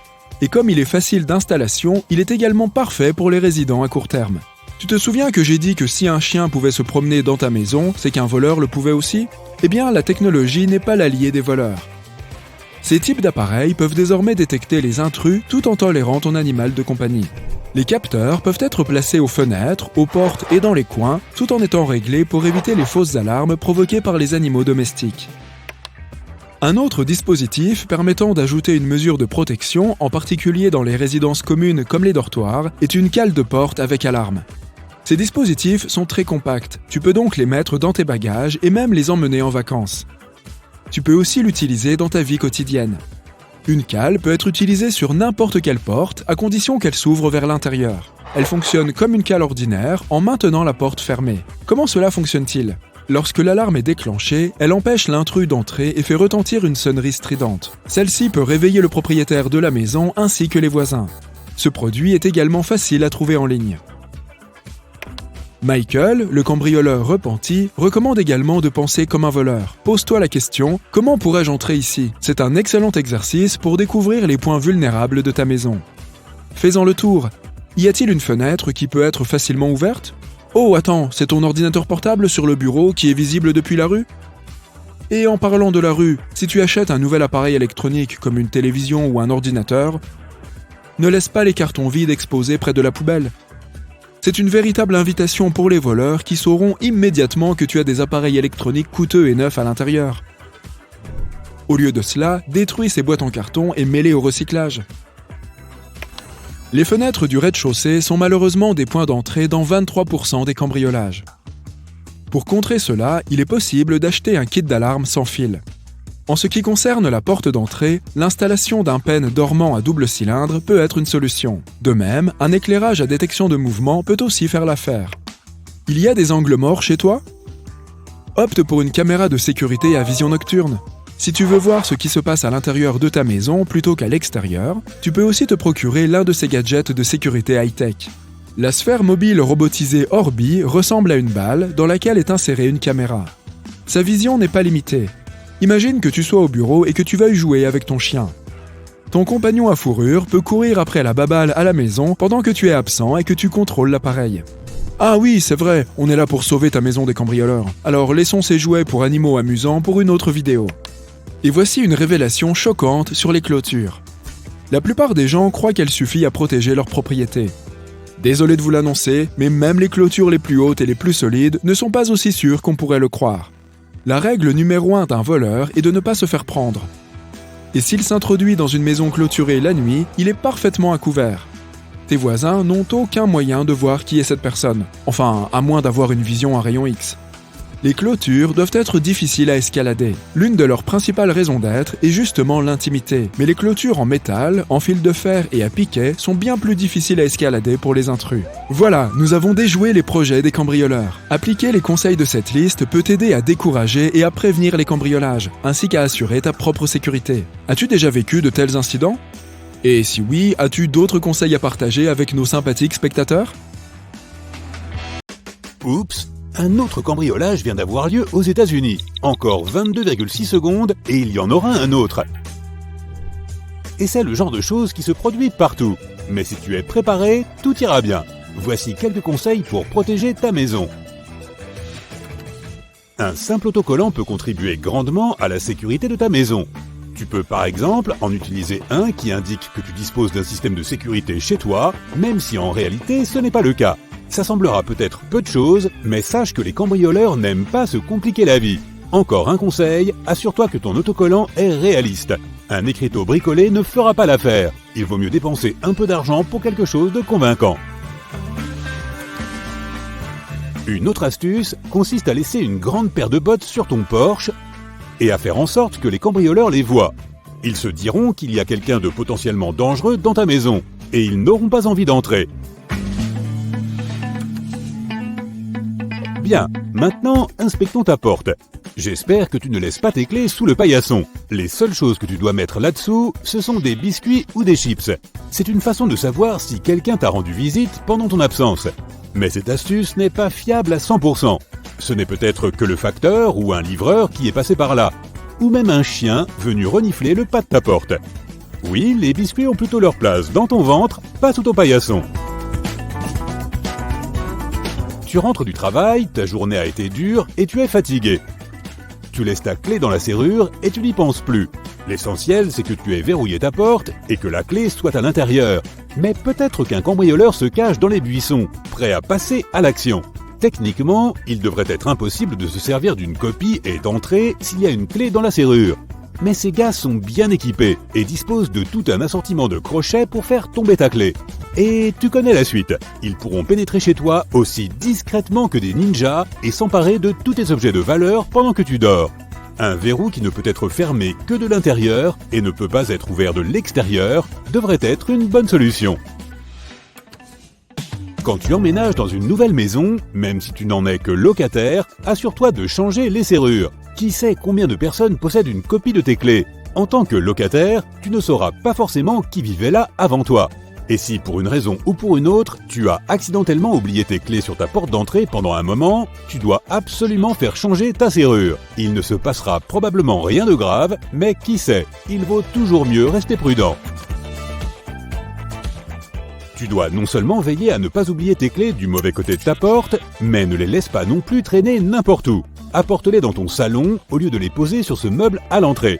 Les cambrioleurs peuvent passer par ta porte, mais aussi par une fenêtre. Fais attention à ta poubelle, surtout si tu jettes des emballages d'objets coûteux. Ne renseigne pas les voleurs sur tes achats et sur leur prix. Et puis ta poubelle peut contenir des informations importantes sur ta vie, les coordonnées de ta carte de crédit par exemple, et bien plus. Surveille ta boîte aux lettres.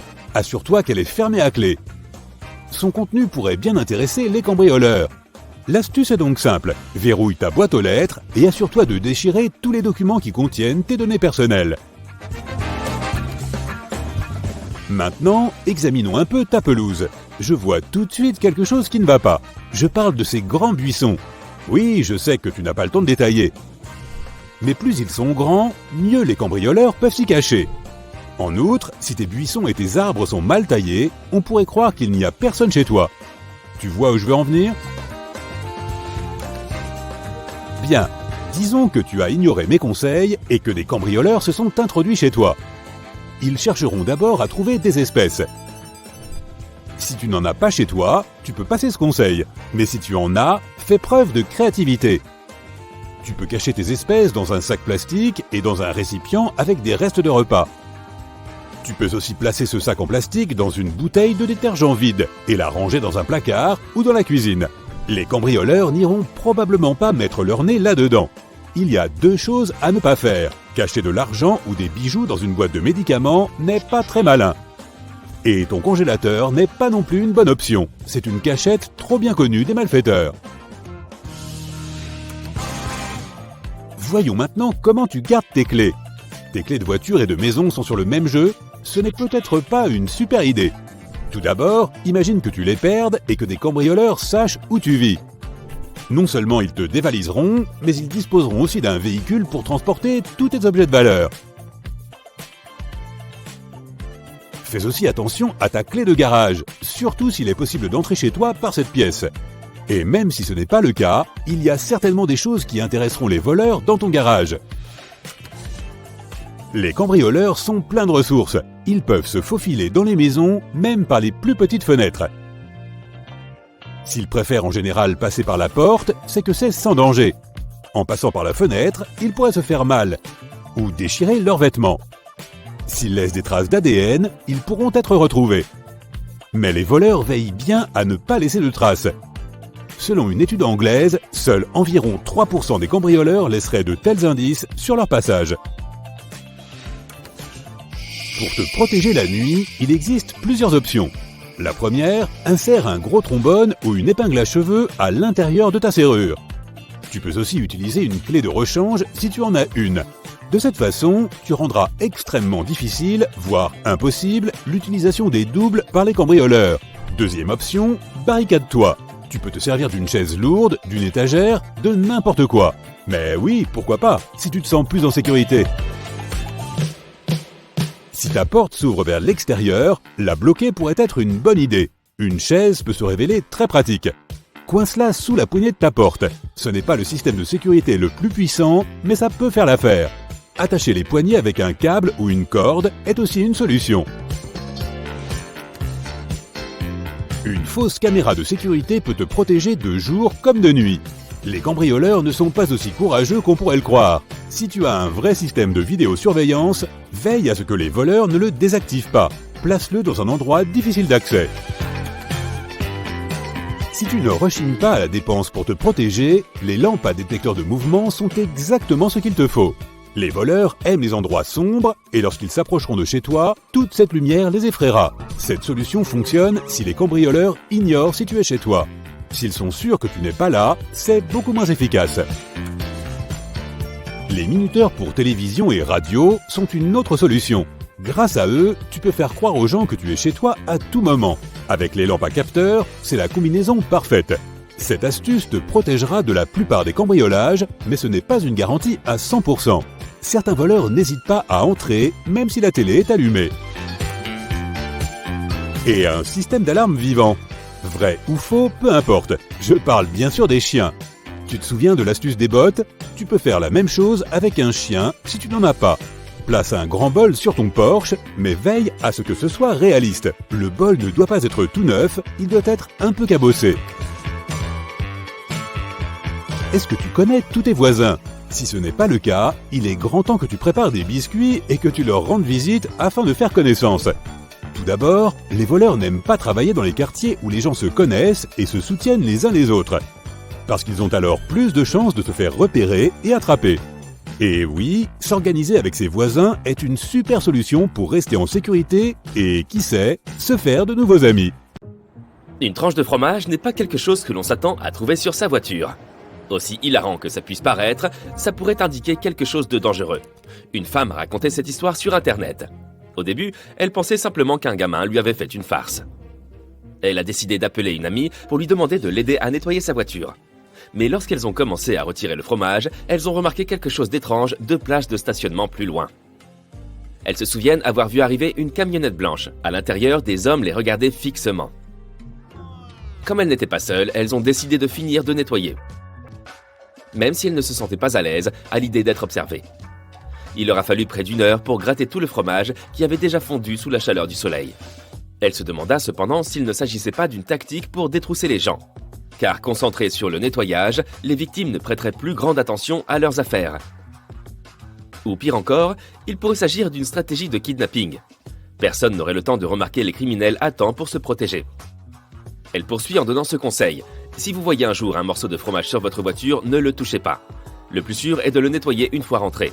Ou d'amener votre véhicule à la station de lavage la plus proche. Le personnel saura comment s'en occuper sans abîmer la peinture. Il se peut que la tranche de fromage ne soit là que par coïncidence. Mais certains escrocs sont extrêmement inventifs. Si tu remarques un vêtement sur ton pare-brise ou entre tes essuie-glaces, ne te dépêche pas de l'enlever. Là encore, il peut avoir été placé stratégiquement pour te distraire pendant qu'on te vole ta voiture. La meilleure solution est de partir aussi vite que possible et de te rendre dans un endroit sûr, bien éclairé et fréquenté. Tu pourras alors retirer en toute sécurité tous les objets placés sur ta voiture. Certaines personnes ont même trouvé de l'argent sous leurs essuie-glaces. On l'aura probablement mis là dans le même but. Voici une méthode que certains n'hésitent pas à employer pour éviter qu'on leur vole leur voiture. Lorsque tu es garé, tourne tes roues vers le trottoir. En effet, si les roues de ta voiture sont dans cette position, les voleurs auront plus de mal à manœuvrer. Et il leur faudra donc plus de temps et d'énergie pour s'en aller. Du coup, il y a moins de chances qu'ils la prennent pour cible. Une autre femme s'est souvenue avoir trouvé une serviette en papier sous la poignée de sa portière. Mais elle n'y a pas prêté attention. Elle l'a enlevée et a continué sa journée. Cependant, quelques heures plus tard, elle s'est retrouvée à l'hôpital, se plaignant de douleurs à la main et d'essoufflement. Les médecins ont découvert qu'elle avait été empoisonnée par une substance inconnue. Hélas, les escroqueries sont de plus en plus fréquentes de nos jours. Et celles en ligne arrivent en tête de liste. Tu peux faire l'objet d'une escroquerie par hameçonnage, par exemple lorsque tu reçois un email d'une personne que tu crois connaître. Il peut s'agir de ton comptable, d'un collègue ou d'un commerce où tu fais souvent tes courses. Mais si tu fais bien attention à l'adresse mail, tu remarqueras facilement que quelque chose ne va pas. Il peut s'agir d'une lettre modifiée ou d'un nom mal orthographié. On te demandera diverses choses dans ce type d'email. Il peut s'agir d'informations privées, une adresse ou un mot de passe, ou même une demande de paiement. D'autres te proposeront des coupons ou des cartes cadeaux. Si tu cliques sur un lien, ton ordinateur pourra être infecté. Il s'agit de l'arnaque en ligne la plus courante de nos jours. Les autorités affirment que plus de 114 700 personnes en ont été victimes en 2019. Leurs pertes ont été estimées à environ 57,8 millions de dollars. Ensuite, il y a les faux sites d'achat. Pour t'assurer que tu es toujours sur le bon, vérifie bien l'URL. Si l'adresse du site web est légèrement différente, tu n'es sans doute pas au bon endroit et tu es probablement sur le point de te faire arnaquer. Tu peux acheter quelque chose sur ces sites, mais il y a de fortes chances que tu ne reçoives rien du tout ou dans le meilleur des cas, un faux article. Tu as déjà entendu parler de form jacking? Cela se produit lorsqu'un commerce s'est fait pirater. Une fois que tu as fini d'ajouter tous tes articles dans ton panier, tu es redirigé vers une page frauduleuse. L'escroc a alors accès à tes informations de paiement, comme ton nom, ton adresse et les infos de ta carte de crédit. Pour plus de sécurité, il convient de vérifier l'URL de la page de paiement avant de saisir toute information sensible. Les arnaques à l'assistance technique se montrent encore plus créatives. Dans ce cas, tu pourras même recevoir un appel t'informant que ton ordinateur a été infecté par un virus dangereux, qui risque d'endommager ton appareil ou de détruire toutes les données qui y sont conservées. L'escroc peut alors te demander de télécharger une application qui lui permettra d'accéder à ton ordinateur, même s'il se trouve à l'autre bout du monde. Il installera ensuite un vrai virus sur ton PC pour te convaincre. Cela lui permettra de faire croire qu'il y a effectivement un problème. L'étape suivante et finale, demander une somme d'argent pour réparer le problème. Si tu soupçonnes que ton appareil est compromis, contacte toujours un revendeur ou un service d'assistance technique certifié. Ce type d'entreprise ne te contactera jamais à l'improviste. Ce type d'escroquerie repose sur nos émotions et cible en général les personnes les plus âgées. C'est pourquoi on la surnomme l'arnaque pour grands-parents. La personne recevra un appel de quelqu'un qui prétendra être un de ses petits-enfants ou un autre membre de sa famille en détresse.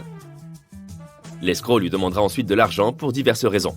Par exemple, pour sortir de prison, quitter un pays étranger ou payer une facture d'hôpital. Les escroqueries de personnes âgées sont de plus en plus nombreuses. En 2017, les pertes liées à ces escroqueries se sont élevées à 26 millions de dollars. En 2018, elles ont presque doublé, atteignant 41 millions de dollars. Si tu te trouves dans une situation similaire, essaie de ne pas agir immédiatement. Demande à la personne des informations qui pourraient t'aider à confirmer son identité. Il peut également être judicieux de s'informer auprès d'un autre membre de sa famille avant d'envoyer de l'argent à un inconnu. L'arnaque par Google Voice est aussi facile qu'efficace. Pour les escrocs, bien sûr. Voici comment ça marche. Il se peut que tu aies publié ton numéro de téléphone sur un site pour diverses raisons. Tu cherches peut-être à vendre quelque chose ou à offrir un service. Les escrocs s'empareront de cette information et t'appelleront pour vérifier si tu n'es pas toi-même un escroc. C'est de la psychologie inversée. Ils te demanderont de leur transmettre un code de vérification Google. En réalité, un compte Google Voice sera créé à ton nom. Les escrocs pourront ainsi arnaquer d'autres personnes en se faisant passer pour toi. Ils utiliseront simplement ton nouveau compte. Règle numéro 1, ne jamais partager un code de vérification avec qui que ce soit.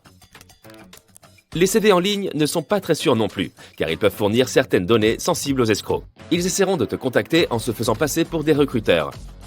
Certains prendront même le temps de te faire passer un entretien. La plupart prétendront proposer des postes bien rémunérés que tu trouveras sans aucun doute intéressants. Mais le hic, c'est qu'avant de te présenter les documents d'embauche, on te demandera de l'argent pour des frais de participation ou même pour l'installation de ton futur bureau à domicile. Pour être sûr de toujours être en sécurité, crée une adresse électronique que tu n'utiliseras que pour ta recherche d'emploi. De cette manière, ton adresse mail personnelle ne sera pas répertoriée et tu seras à l'abri de ce genre d'escroquerie. Demande toujours aux recruteurs de confirmer par email les informations qu'ils t'ont communiquées au téléphone. S'il s'agit d'une entreprise que tu connais bien, tu peux aussi contacter leurs ressources humaines afin de vérifier que ce qui t'est demandé est conforme à leur politique de recrutement. En Arizona, assure-toi qu'il n'y a pas d'âne endormi dans ta baignoire après 19h. Cette loi date de 1924 et remonte à un incident survenu lors d'une inondation. Un marchand laissait souvent son âne dormir dans sa baignoire. Comme elle n'était pas fixée au sol, elle pouvait facilement être déplacée. Une nuit, alors que la pluie tombait à verse, l'âne endormi a été emporté par les eaux torrentielles. Il a traversé la ville et s'est retrouvé dans une vallée à 1,5 km de chez lui. L'âne était coincé dans la baignoire et ne pouvait rien faire. Les habitants s'y sont mis à plusieurs et ont réussi à sauver l'animal. Mais comme il a fallu déployer des ressources considérables pour ce sauvetage, ils ont rapidement adopté une nouvelle loi. Plus aucun âne endormi dans les baignoires. Et voilà! Au Samoa, si un mari oublie l'anniversaire de sa femme, celle-ci peut le dénoncer aux autorités. Après un premier incident, il reçoit un appel à l'ordre officiel. On s'attend alors à ce qu'il fasse bien attention et n'oublie pas l'année suivante. Mais s'il oublie à nouveau l'anniversaire, on le soumet à une série d'interrogatoires éprouvants afin de déterminer la cause de sa négligence. Selon les raisons qu'il présente, il peut même faire face à de graves conséquences. Et imagine quand il rentre chez lui. On retourne en Arizona. Il te faut un permis spécial si tu veux faire enlever un cactus saguaro de ta propriété. Le retirer sans autorisation peut te valoir jusqu'à 3 ans de prison. Ce cactus peut vivre près de 200 ans. Et si la loi est si stricte concernant leur conservation, c'est qu'ils ne peuvent pas produire de graines jusqu'à l'âge de 35 ans. Tu visites un jour la magnifique plage qui borde la ville italienne d'Eraclea. Et bien sûr, tu as apporté ton seau. Mais tu ne t'aventures pas à faire des châteaux de sable. On les considère comme dangereux dans cette région. Alors cette fois-ci, laisse ton seau à la maison. Car tu risques de payer une amende de près de 250 €. Lorsque tu conduis ou que tu fais une randonnée dans les bois aux États-Unis, tu peux voir parfois d'étranges marques violettes peintes sur les clôtures, les poteaux ou même les arbres. Dans plusieurs États, ces marques signalent une interdiction de pénétrer dans une propriété privée. On utilise de la peinture au lieu de panneaux. Car c'est moins cher et c'est plus efficace à long terme. Ce système a été mis en place dans 15 États lors de la dernière décennie. Et on s'attend à ce que d'autres États l'adoptent à leur tour. Fais donc bien attention si tu vois cette couleur quand tu voyages dans le pays. Un jour, les autorités de Singapour ont remarqué qu'elles dépensaient environ 150 000 $ par an pour nettoyer les chewing-gums. On ne les trouvait pas seulement sous les chaises et les tables. Il y en avait aussi dans les rames de métro, sur des capteurs, et ça provoquait des retards. En 1992, les chewing-gums ont donc été officiellement interdits. Les autorités ne sont pas si sévères envers les touristes, même si une seule petite quantité est autorisée par personne. Et les dentistes ont le droit d'en prescrire à leurs patients pour leur hygiène dentaire. Il y avait un autre problème à Singapour, concernant cette fois la propreté des toilettes publiques. Les autorités se sont aperçues qu'elles étaient souvent beaucoup trop sales d'un bout à l'autre du pays. Et cela risquait de ternir leur réputation de pays parmi les plus propres du monde. Ils ont donc mis en place un système de surveillance et embauché des agents de toilettes. Ces agents surveillent les toilettes et s'assurent de leur propreté. Les chefs d'entreprise qui ne respectent pas les normes d'hygiène sont verbalisés. Tu marches dans une rue animée de Thaïlande. Soudain, tu fais tomber un de tes billets. Le vent se lève et l'emporte. Alors tu te mets à courir derrière lui. Tu parviens à le rattraper. Mais surtout, n'utilise pas ton pied.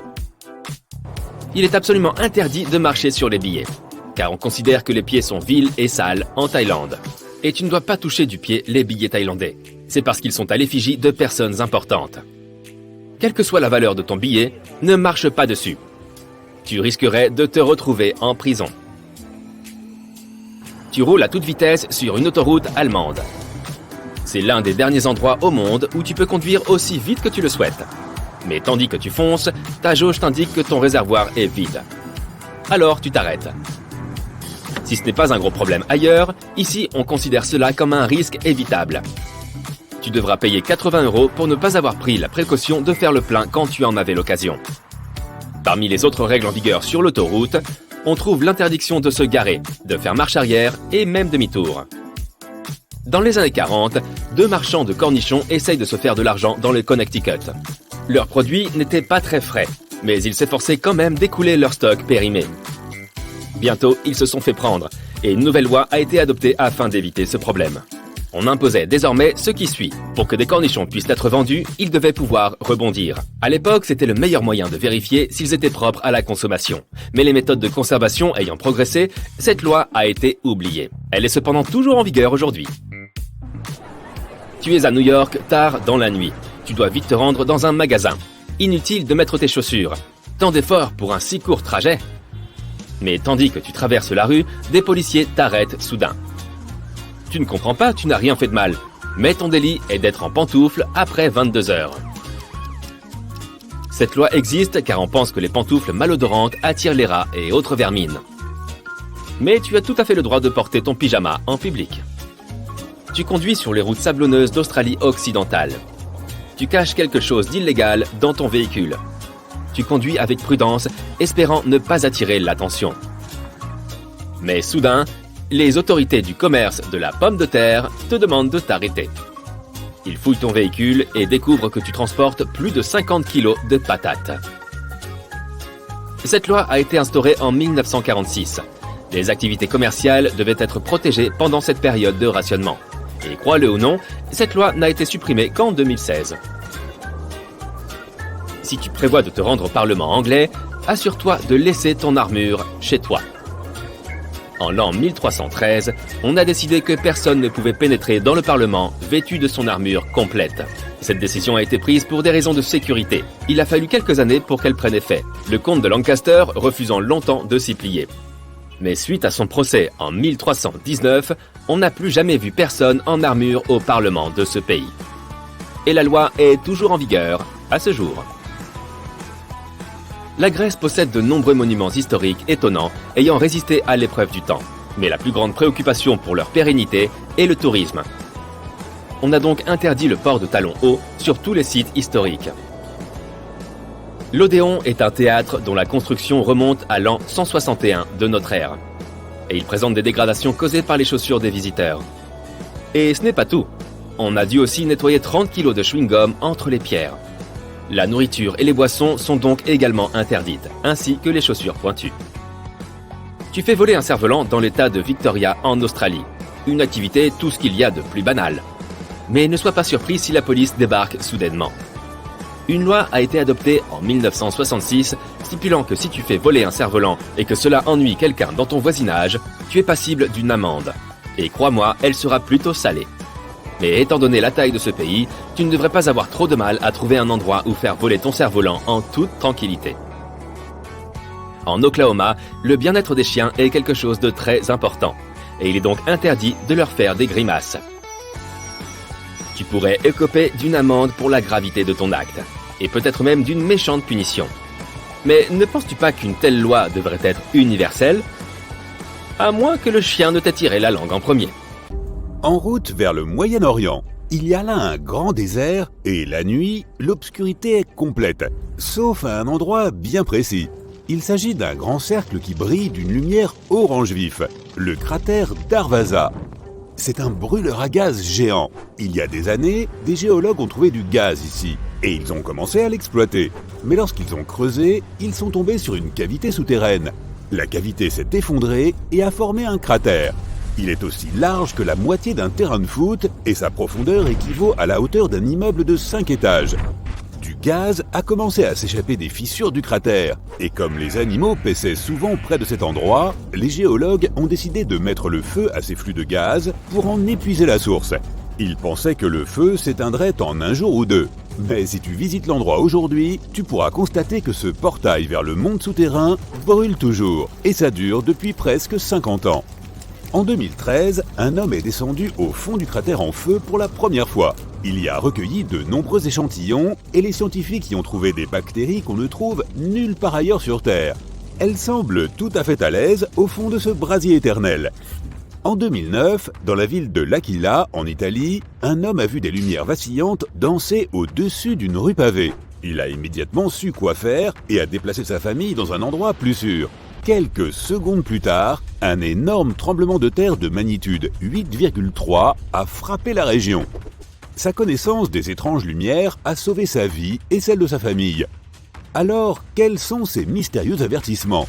Pendant des siècles, les gens ont interprété les lumières comme quelque chose venu d'un autre monde. La communauté scientifique ne les prenait pas au sérieux et les mettait sur le compte d'une illusion d'optique ou de l'imagination pure. Mais avec l'arrivée des caméras de surveillance et des smartphones, la quantité de preuves a énormément augmenté. Le lien était désormais évident. des lumières apparaissaient et un tremblement de terre se produisait. Les experts ont donc enfin commencé à prendre la chose au sérieux et à creuser pour découvrir la vérité.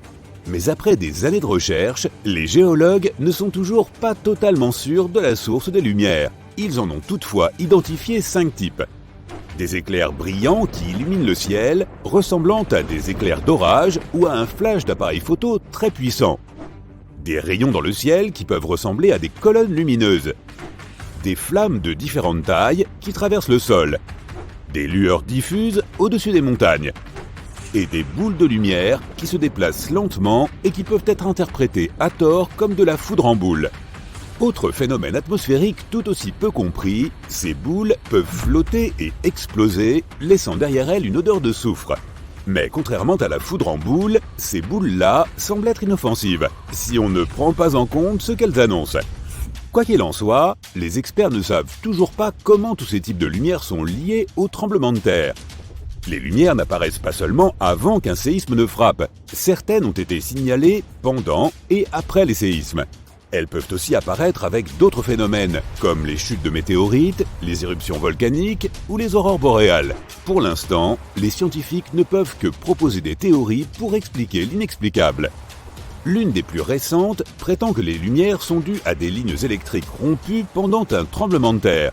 Mais cette théorie n'explique pas comment le phénomène a été rapporté il y a des centaines, voire des milliers d'années.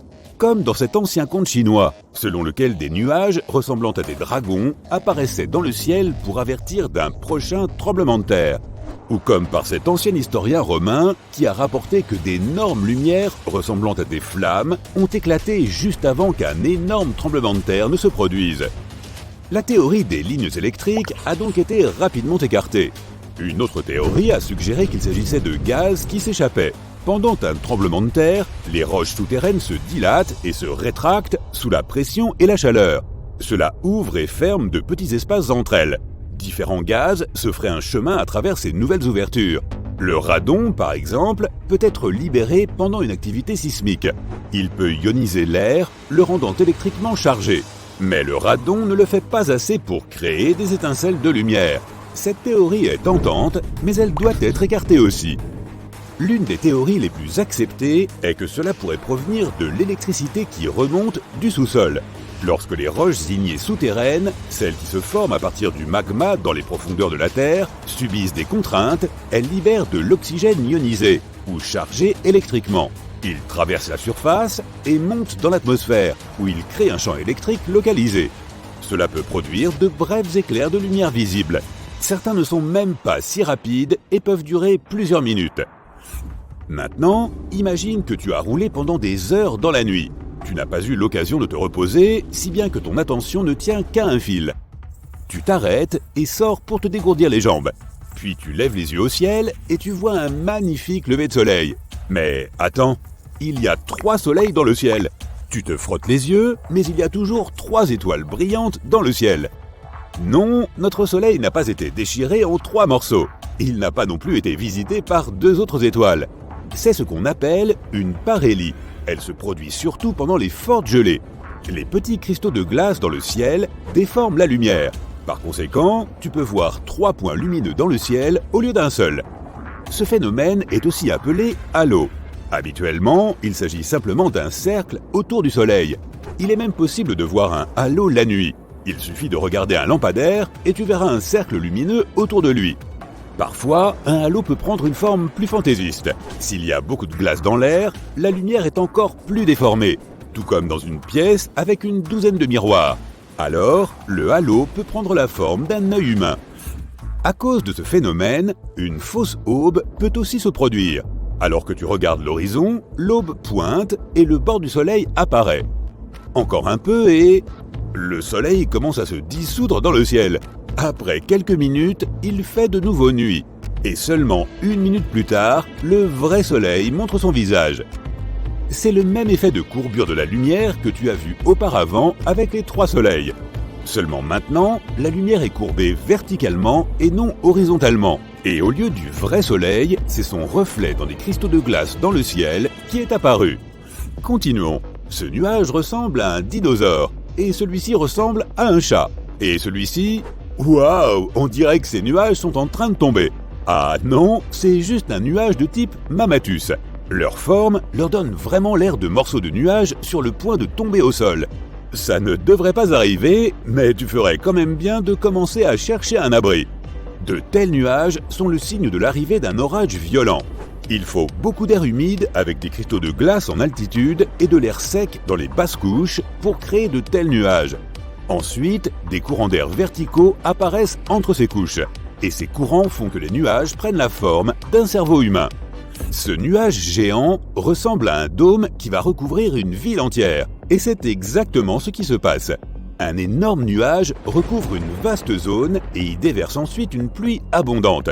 Parfois, l'avant d'un tel nuage prend une forme bizarre, comme sur ces photos. Il ressemble à des spaghettis ou à des vers géants. Ce phénomène s'observe surtout en Australie et il s'appelle Morning Glory. Il se produit parce qu'un vent fort tord des parties du nuage des deux côtés. Et alors, l'énorme masse nuageuse se divise en bandes épaisses. Parfois, tu peux voir dans le ciel un nuage constitué de milliers d'oiseaux. Il bouge rapidement et change de forme. Il devient plus transparent, puis plus dense et plus sombre à nouveau. Les oiseaux semblent participer à une sorte de danse, mais ils ne le font pas pour les foules de spectateurs rassemblés en bas. Ils le font pour se protéger. Lorsque les oiseaux se regroupent en un tel nuage, ils intimident les oiseaux de proie. Un aigle ou un faucon aurait du mal à choisir une seule cible parmi le nombre infini d'oiseaux. De plus, ils se déplacent rapidement, se couvrant les uns les autres. Les poissons se serrent les uns contre les autres en banc de la même manière. Un tel nuage peut effrayer un prédateur affamé. Prends des lunettes de soleil pour le suivant. Ce phénomène dure environ 40 minutes et ces nuages sont les mêmes que ceux qui peuvent causer l'apparition d'un anneau effrayant autour de la Lune la nuit. La nature envoie des signes précurseurs de catastrophes de nombreuses façons différentes. Des arbres en forme de J peuvent signifier qu'un glissement de terrain se prépare. Comme le sol bouge lentement, les arbres prennent cette forme très photogénique. Dans ce cas, essaie de trouver une zone plate et évite de t'approcher des arbres, sauf si tu as une force surhumaine. Un autre phénomène mystique peut être observé dans le désert, une cascade de sable. Lorsque le vent charrie beaucoup de sable au bord d'un canyon, il commence à tomber. Maintenant, amplifie cet effet 100 fois et tu obtiens une cascade de sable, comme celle qu'on peut observer en Arabie Saoudite. C'est comme les chutes du Niagara, sauf qu'il n'y a pas une goutte d'eau. Les locaux affirment que ce phénomène prévient d'une tempête de sable imminente. Si tu vois ce cadenas sur ta voiture, tu trouveras peut-être une note dessus avec un numéro à appeler. Ce numéro est celui d'un escroc ou d'un voleur qui se trouve dans les environs et qui attend que tu l'appelles pour lui payer le retrait du cadenas. Une fois que tu auras transféré l'argent, les escrocs te donneront des informations sur l'endroit où trouver la clé. En général, ce n'est pas très loin de la voiture. Ils savent que si tu l'enlèves toi-même, tu risques d'abîmer la peinture. Le mieux que tu puisses faire est d'appeler la police immédiatement. Voici quelques tours dans les manches des voleurs de voitures qu'ils ne veulent pas que tu connaisses. Les vieilles voitures sont leurs préférées, car ils connaissent depuis des décennies la façon d'y accéder. Ils savent que ces véhicules sont dépourvus d'alarme. Ils ont des lève-vitres manuels et aucun dispositif de repérage. L'idée d'une cible aussi facile à voler suffit à les faire saliver. Les voitures de plus de 20 ans cochent toutes les cases qui plaisent aux voleurs. Même si tu penses que ta voiture est si vieille qu'elle ne vaut pas grand-chose, les voleurs, eux, recherchent surtout les pièces détachées. Les pièces détachées des vieilles voitures valent beaucoup plus que tu ne le penses. Il suffit de vendre les précieuses pièces au bon acheteur pour que le jeu en vaille la chandelle. Un moyen simple d'empêcher le vol de ta voiture ancienne est d'installer un anti-vol sur le volant. Ce dispositif dissuadera toute personne ayant un comportement suspect dans les environs. Parfois, ce qui attire le voleur, ce n'est pas la voiture elle-même, mais ce qui s'y trouve dedans. Ton iPad ou tout autre dispositif électronique bien visible sur le siège constitue un appât de choix. Il ne se soucie pas de casser, d'attraper et de courir rapidement. Quelques centaines d'euros de matériel pour quelques secondes de travail, c'est une situation très attrayante. Veille donc à cacher tes objets de valeur, de préférence dans l'un des nombreux compartiments secrets, ou enferme-les dans la boîte à gants. Statistiquement, un propriétaire de voiture sur 6 dans les quartiers dits sûrs conserve un double de clés dans son véhicule. Certains propriétaires pensent que c'est intelligent et que cela peut leur faire gagner du temps au cas où ils laisseraient la clé principale à la maison. Les voleurs à la tire se promènent régulièrement dans ces quartiers où personne ne se méfie, tard dans la nuit, pour vérifier chaque voiture, juste au cas où ils tomberaient sur la 6e voiture. Ne sois jamais trop prudent avec tes clés. Les parkings publics sont vastes et peuvent s'étendre sur de grandes surfaces. C'est aussi une mine d'or pour les personnes qui se cachent discrètement sur les bords du parking et qui observent les voitures les plus éloignées des caméras de sécurité. Ces parkings géants manquent généralement d'une sécurité correcte. Essaye donc de trouver la meilleure place, la plus proche des magasins.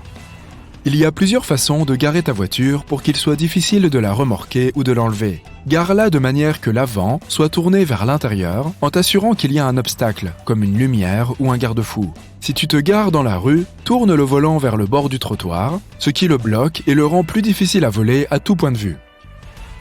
Tu peux imaginer que les voleurs de voitures ont aussi leur propre communauté. Chaque voleur a sa propre spécialité d'une marque ou d'un type de voiture. Ils échangent des informations avec les autres escrocs. Si leur expérience n'est pas suffisante pour accéder à ta voiture, ils connaîtront quelqu'un qui échangera ses connaissances contre quelque chose de rentable en retour. Les voitures équipées d'alarmes sont très dissuasives pour les voleurs. Si ta voiture est un peu dépassée, il n'y a aucun mal à y coller un faux autocollant. L'autocollant à lui seul suffit à décourager un potentiel voleur alors qu'il examine rapidement le choix qu'il a à sa disposition. La plupart des gens sont convaincus qu'une voiture récente est plus sûre et qu'elle est protégée par une technologie de pointe. Mais en fin de compte, il existe des formes plus récentes et plus sophistiquées de vol de voiture. Les systèmes sans clé dans les voitures utilisent un processus simple grâce aux porte-clés et aux smartphones. En utilisant un signal à courte portée, le propriétaire peut accéder à son véhicule et démarrer le moteur. Les voleurs de relais utilisent des émetteurs sans fil qui fonctionnent par paire. L'un d'entre eux tiendra son gadget à proximité du propriétaire et captera un signal spécifiquement lié à la clé numérique. Il le relaie ensuite vers le véhicule cible. Le complice, qui se tient plus près de la voiture, obtient le signal de relais, ce qui fait croire à la voiture que la clé est à portée. Une fois le voleur à l'intérieur de la voiture, le processus peut se répéter puis démarrer facilement la voiture. À partir de là, l'ensemble du système peut être reprogrammé pour répondre à un nouveau porte-clés. Ils peuvent utiliser le même procédé en ouvrant simplement les portes et en accédant au précieux contenu de la voiture. Le voleur peut ainsi prendre ce qu'il veut sans déclencher d'alarme ni casser les vitres. Une autre forme de supercherie consiste à utiliser les systèmes de diagnostic de ces nouveaux modèles. Avec tout ce qui a été installé dans toutes les voitures au cours des 10 dernières années, copier la même technologie et les mêmes logiciels permet de comprendre facilement les systèmes et de les rendre vulnérables. Les experts en informatique développent simplement des dispositifs qui se branchent sur les ports de la clé, démarrent le logiciel du véhicule et, à partir de là, peuvent programmer leur propre porte-clés vierge. Pour éviter ces problèmes de la nouvelle ère, reste vigilant lorsque tu laisses ta voiture dans un lieu public. Assure-toi d'entendre les serrures fonctionner et vérifie de loin qu'il n'y a pas de problème avec les rétroviseurs. Lorsque tu laisses les clés pendant la nuit à ton domicile, emballe-les dans une boîte en aluminium ou dans un boîtier de blocage de signaux, afin que ta voiture ne puisse pas être piratée durant ton sommeil. Ou, tout simplement, éteins ta télécommande lorsque tu ne l'utilises pas. Au fur et à mesure que la technologie progresse, les applications vont continuer à se développer. Elles ne se contenteront pas de verrouiller et de démarrer ta voiture, mais seront capables de la contrôler. Ces technologies de pointe apporteront de nouvelles méthodes avancées pour accéder à ta voiture. Pour y remédier, assure-toi que tous tes logiciels sont mis à jour et protège ton code de sécurité avec quelque chose de mieux qu'un mot de passe. Les malfaiteurs préfèrent les voitures plus anciennes, mais les vols de voitures sans clé connaissent une croissance exponentielle. Aujourd'hui, la plupart des vols de voitures sont sans clé. Les voleurs développent rapidement des moyens de s'adapter à la nouvelle ère des véhicules à leur portée. Bien qu'il existe des mesures de protection pour les voitures plus récentes, ces technologies ne sont que temporaires. Lorsque tu achètes un modèle plus récent, sois toujours attentif aux options de sécurité disponibles. Qui sait ce que l'avenir réserve à la sécurité de ta voiture intelligente? Pense à acheter un moniteur pour bébé et à le cacher sur le siège arrière. Tu disposeras ainsi d'un système de surveillance très abordable, prêt à t'alerter en cas de vol par effraction. Le câblage à chaud des vieilles voitures est la principale forme pour les voler. Installe donc un interrupteur sur le moteur de ta voiture. Un professionnel peut les installer à ta place à plusieurs endroits de ta voiture. Ils garantiront que le courant ne pourra pas atteindre le contact de ta voiture et qu'aucun voleur ne pourra partir avec. Installe une roue amovible et emporte-la lorsque tu n'utilises pas ta voiture. Les voleurs ne transporteront pas leur propre roue de secours. même s'il se croit très doué. Une voiture sans volant garantira que les voleurs restent à l'écart. Un antivol pour le volant est aussi une excellente option. Il recouvre entièrement ton volant et fonctionne de la même manière que les antivols de roues des voitures plus anciennes. Les séjours prolongés dans un parking peuvent toujours représenter un risque même sans le volant. Un antivol pour pneus est une excellente solution de secours. Bien qu'il soit long à installer, il constitue un excellent moyen de dissuader les malfaiteurs, car ils ne pourront pas s'enfuir avec ta voiture. Étant donné la rapidité avec laquelle le criminel doit agir pour monter dans une voiture et s'enfuir, il n'a pas le temps de fouiller le véhicule à la recherche d'éventuels dispositifs de localisation. Bien que les voitures plus anciennes ne disposent pas de cette technologie, il est facile de s'en procurer. Tu peux facilement cacher un traceur GPS, dont certains sont plus petits qu'un téléphone, dans ta voiture. Cela te donnera, ainsi qu'aux autorités, un avantage pour retrouver ta voiture chérie. Aux États-Unis, une voiture est volée en moyenne toutes les 36 secondes. Les 10 premières voitures volées sont le pick-up Dodge, la Honda CR-V, la Toyota Corolla, le pick-up GMC, la Nissan Altima, la Toyota Camry, la Honda Accord, la Honda Civic, le pick-up Chevrolet et le pick-up Ford. En 2020, on a estimé le montant des pertes liées au vol de voitures à 7,4 milliards de dollars. Il s'agit du montant le plus élevé depuis 10 ans, et il est logique de s'attendre à ce que ce chiffre continue à augmenter encore. Compte tenu de la gamme de voitures présentes dans la zone cible des voleurs, il est clair que toutes les voitures sont des cibles potentielles. Est-ce que ta voiture figure sur la liste ? Dans de nombreuses villes et forêts, il y a des marques de couleurs sur les arbres qui peuvent sembler bizarres pour un œil non averti.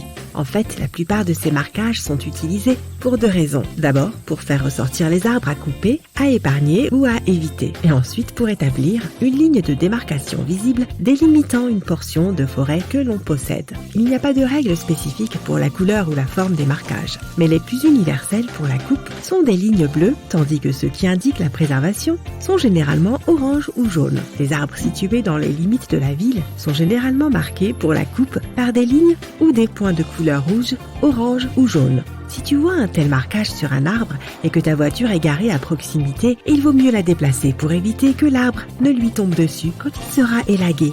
Les arbres d'une forêt peuvent être marqués pour leur préservation, notamment s'ils ont un intérêt pour la vie sauvage comme des cavités dans lesquelles les animaux peuvent s'installer, ou encore parce qu'il y a des nids sur leurs branches. Il est fréquent de laisser des arbres intacts pour ne pas déranger les oiseaux et les autres animaux qui s'y trouvent. Les grands arbres sains qui portent des graines et des noix sont marqués de la même manière car ils fournissent de la nourriture à beaucoup d'animaux qui se nourrissent de ces fruits. Étonnamment, les arbres en mauvaise santé peuvent aussi être protégés, par exemple si les pivers semblent les apprécier, ce qui signifie qu'ils recèlent de nombreux insectes dont les oiseaux raffolent. Les marques de couleur sur les arbres d'une forêt peuvent aussi signifier son appartenance jusqu'à une certaine limite à un propriétaire qui souhaite le faire savoir. Ces marques peuvent être de n'importe quelle couleur et de n'importe quelle forme, mais elles ont toujours 2 caractéristiques spécifiques que tu ne peux pas manquer. La première est que les marques sont alignées de façon relativement droite, de façon à signifier la limite d'un territoire. La seconde caractéristique est que selon les règles, les marques doivent être assez proches les unes des autres, afin que la suivante soit clairement visible depuis la précédente et inversement. Certains pensent que des marques jaunes sont laissées sur les ginkgos femelles, qui poussent autour des villes américaines, mais il n'y a pas de preuve concrète de cela. En revanche, tu peux trouver une carte détaillée de l'emplacement de ces arbres à New York ou à Washington, par exemple. Les ginkgos femelles méritent leur propre carte car ils produisent des fruits à l'odeur nauséabonde. Si tu as déjà eu un morceau de beurre rance dans ta cuisine, tu connais probablement ce parfum. Ces arbres ont été apportés aux États-Unis au XVIIIe et XIXe siècle, à l'époque où l'attrait pour l'exotisme était fort. Et comme les ginkgos sont des arbres très robustes qui peuvent résister à des conditions difficiles, ils sont devenus populaires dans le pays.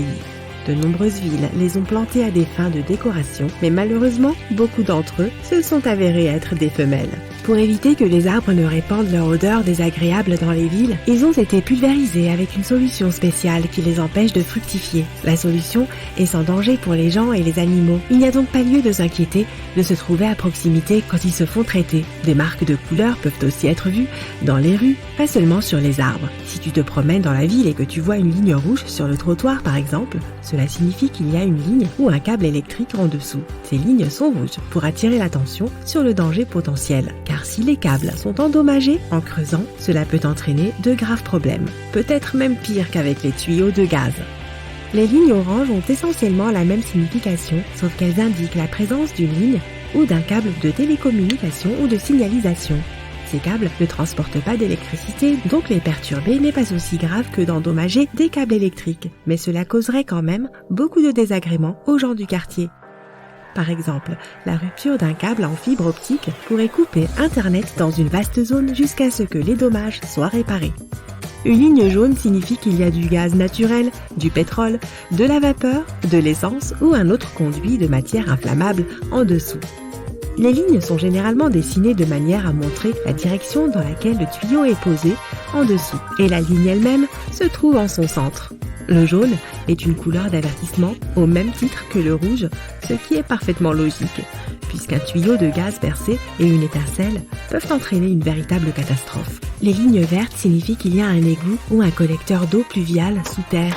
La rupture d'une canalisation d'égout peut coûter à un ouvrier toute sa carrière, et pour une bonne raison. Il suffit d'imaginer le genre de dégâts que cela entraînerait. Et outre le fait que le contenu de l'égout dégorge créant le chaos à la surface, endommager les canalisations entraînera à coup sûr d'énormes frais de réparation et beaucoup de désagréments pour tous les riverains. L'eau étant souvent associée à la couleur bleue, la logique veut que les marquages de la ville indiquant une source d'eau potable soient bleus également. Endommager une telle source n'est pas aussi grave que de casser un tuyau de pétrole ou un câble électrique, mais c'est tout de même très problématique pour les gens autour. Dans les grandes villes, cela causera souvent plus de nuisances que d'accidents graves, car on y dispose généralement d'un accès privilégié à l'eau potable. La rupture d'un tuyau ou d'une conduite d'eau posera problème au projet d'excavation ou de construction qu'il a probablement causé lui-même. En effet, l'eau inondera les environs, pouvant entraîner de sérieuses complications. Il faudra traiter ce problème en priorité. Les marquages violets indiquent aussi de l'eau, mais pas de l'eau potable. Les lignes de ces couleurs signifient qu'il y a une source d'irrigation ou d'eau recyclée en dessous. Cette eau provient d'un sablage ou d'un lavage à la machine et est généralement utilisée ensuite à des fins industrielles ou d'irrigation. Elle n'est pas destinée à la consommation, mais les résultats d'une rupture d'un tuyau transportant cette eau sont à peu près les mêmes qu'avec de l'eau potable. Le désordre qui en découle sera bien concret. Les marquages roses sur le sol sont laissés par les géomètres. Lorsqu'il y a un différend juridique autour des limites d'une propriété, par exemple, un géomètre trace ces lignes roses sur le sol pour les rendre apparentes. Elles peuvent aussi être laissées sur des sites de construction envisagés pour des raisons similaires. Les lignes, points et croix de couleur blanche délimitent le territoire pour les voies ou limites d'excavation proposées. Cela signifie qu'il y aura bientôt des travaux d'excavation dans la zone. Les marquages blancs indiquent généralement l'endroit exact où la trouée doit être faite. Elle constitue la première étape préparatoire au commencement effectif des travaux. Plus tard, les agents d'entretien de la ville découvriront s'il y a en effet des installations à cet endroit qu'il faut éviter. S'il n'y en a pas ou s'il n'y a pas de conflit entre les travaux d'excavation et les installations souterraines, les travaux peuvent commencer. Les marquages de la ville peuvent aussi prendre d'autres formes que des lignes. Par exemple, tu peux voir une forme en H sur le sol. Les deux lignes parallèles signifient les bords du tuyau ou du câble en dessous, tandis que la ligne centrale qui les relie est là pour faciliter la mesure de la largeur. Il peut également y avoir le nom de l'entreprise qui a posé le tuyau ou le câble à côté de la forme en H. Une forme de diamant est un autre marquage fréquent sur le sol. Il peut y avoir ou non deux lignes parallèles marquant les bords du conduit en dessous, tandis que la forme de diamant indique la taille approximative de l'élément marqué. Certains marquages ressemblent davantage à des graffitis avec de nombreux symboles et lettres cryptiques, mais il s'agit généralement d'abréviations et de signes destinés aux agents d'entretien ou de construction de la ville. Par exemple, tu peux apercevoir une croix ou un carré blanc dessiné sur le sol pour marquer un site d'excavation proposé. Les ouvriers écriront souvent un « No » suivi d'un nom abrégé de l'installation en dessous. On pourrait penser que cela signifie qu'aucune excavation ne doit être faite ici, mais c'est exactement le contraire. No signifie aucun conflit entre les lignes électriques, les tuyaux ou toute autre installation enterrée en dessous et le plan proposé. Les abréviations sont également écrites dans la couleur de l'installation qu'elles désignent. Par exemple, s'il y a No G écrit à la peinture jaune dans un carré blanc, cela signifie que l'on peut creuser le site sans craindre de tomber sur une conduite de gaz située en dessous, d'où le G. Et s'il y a un câble de télécommunication en dessous, les services municipaux écriront No en orange, puis le nom abrégé de l'entreprise qui a posé le câble. Une autre façon de dire la même chose est d'écrire le type d'installation en abrégé et de le barrer. Un G jaune, parfois dans un cercle, signifie qu'il y a une conduite de gaz en dessous. Et s'il est barré, il n'y a pas à s'inquiéter de creuser dans cette zone. Aucune conduite de gaz ne sera endommagée.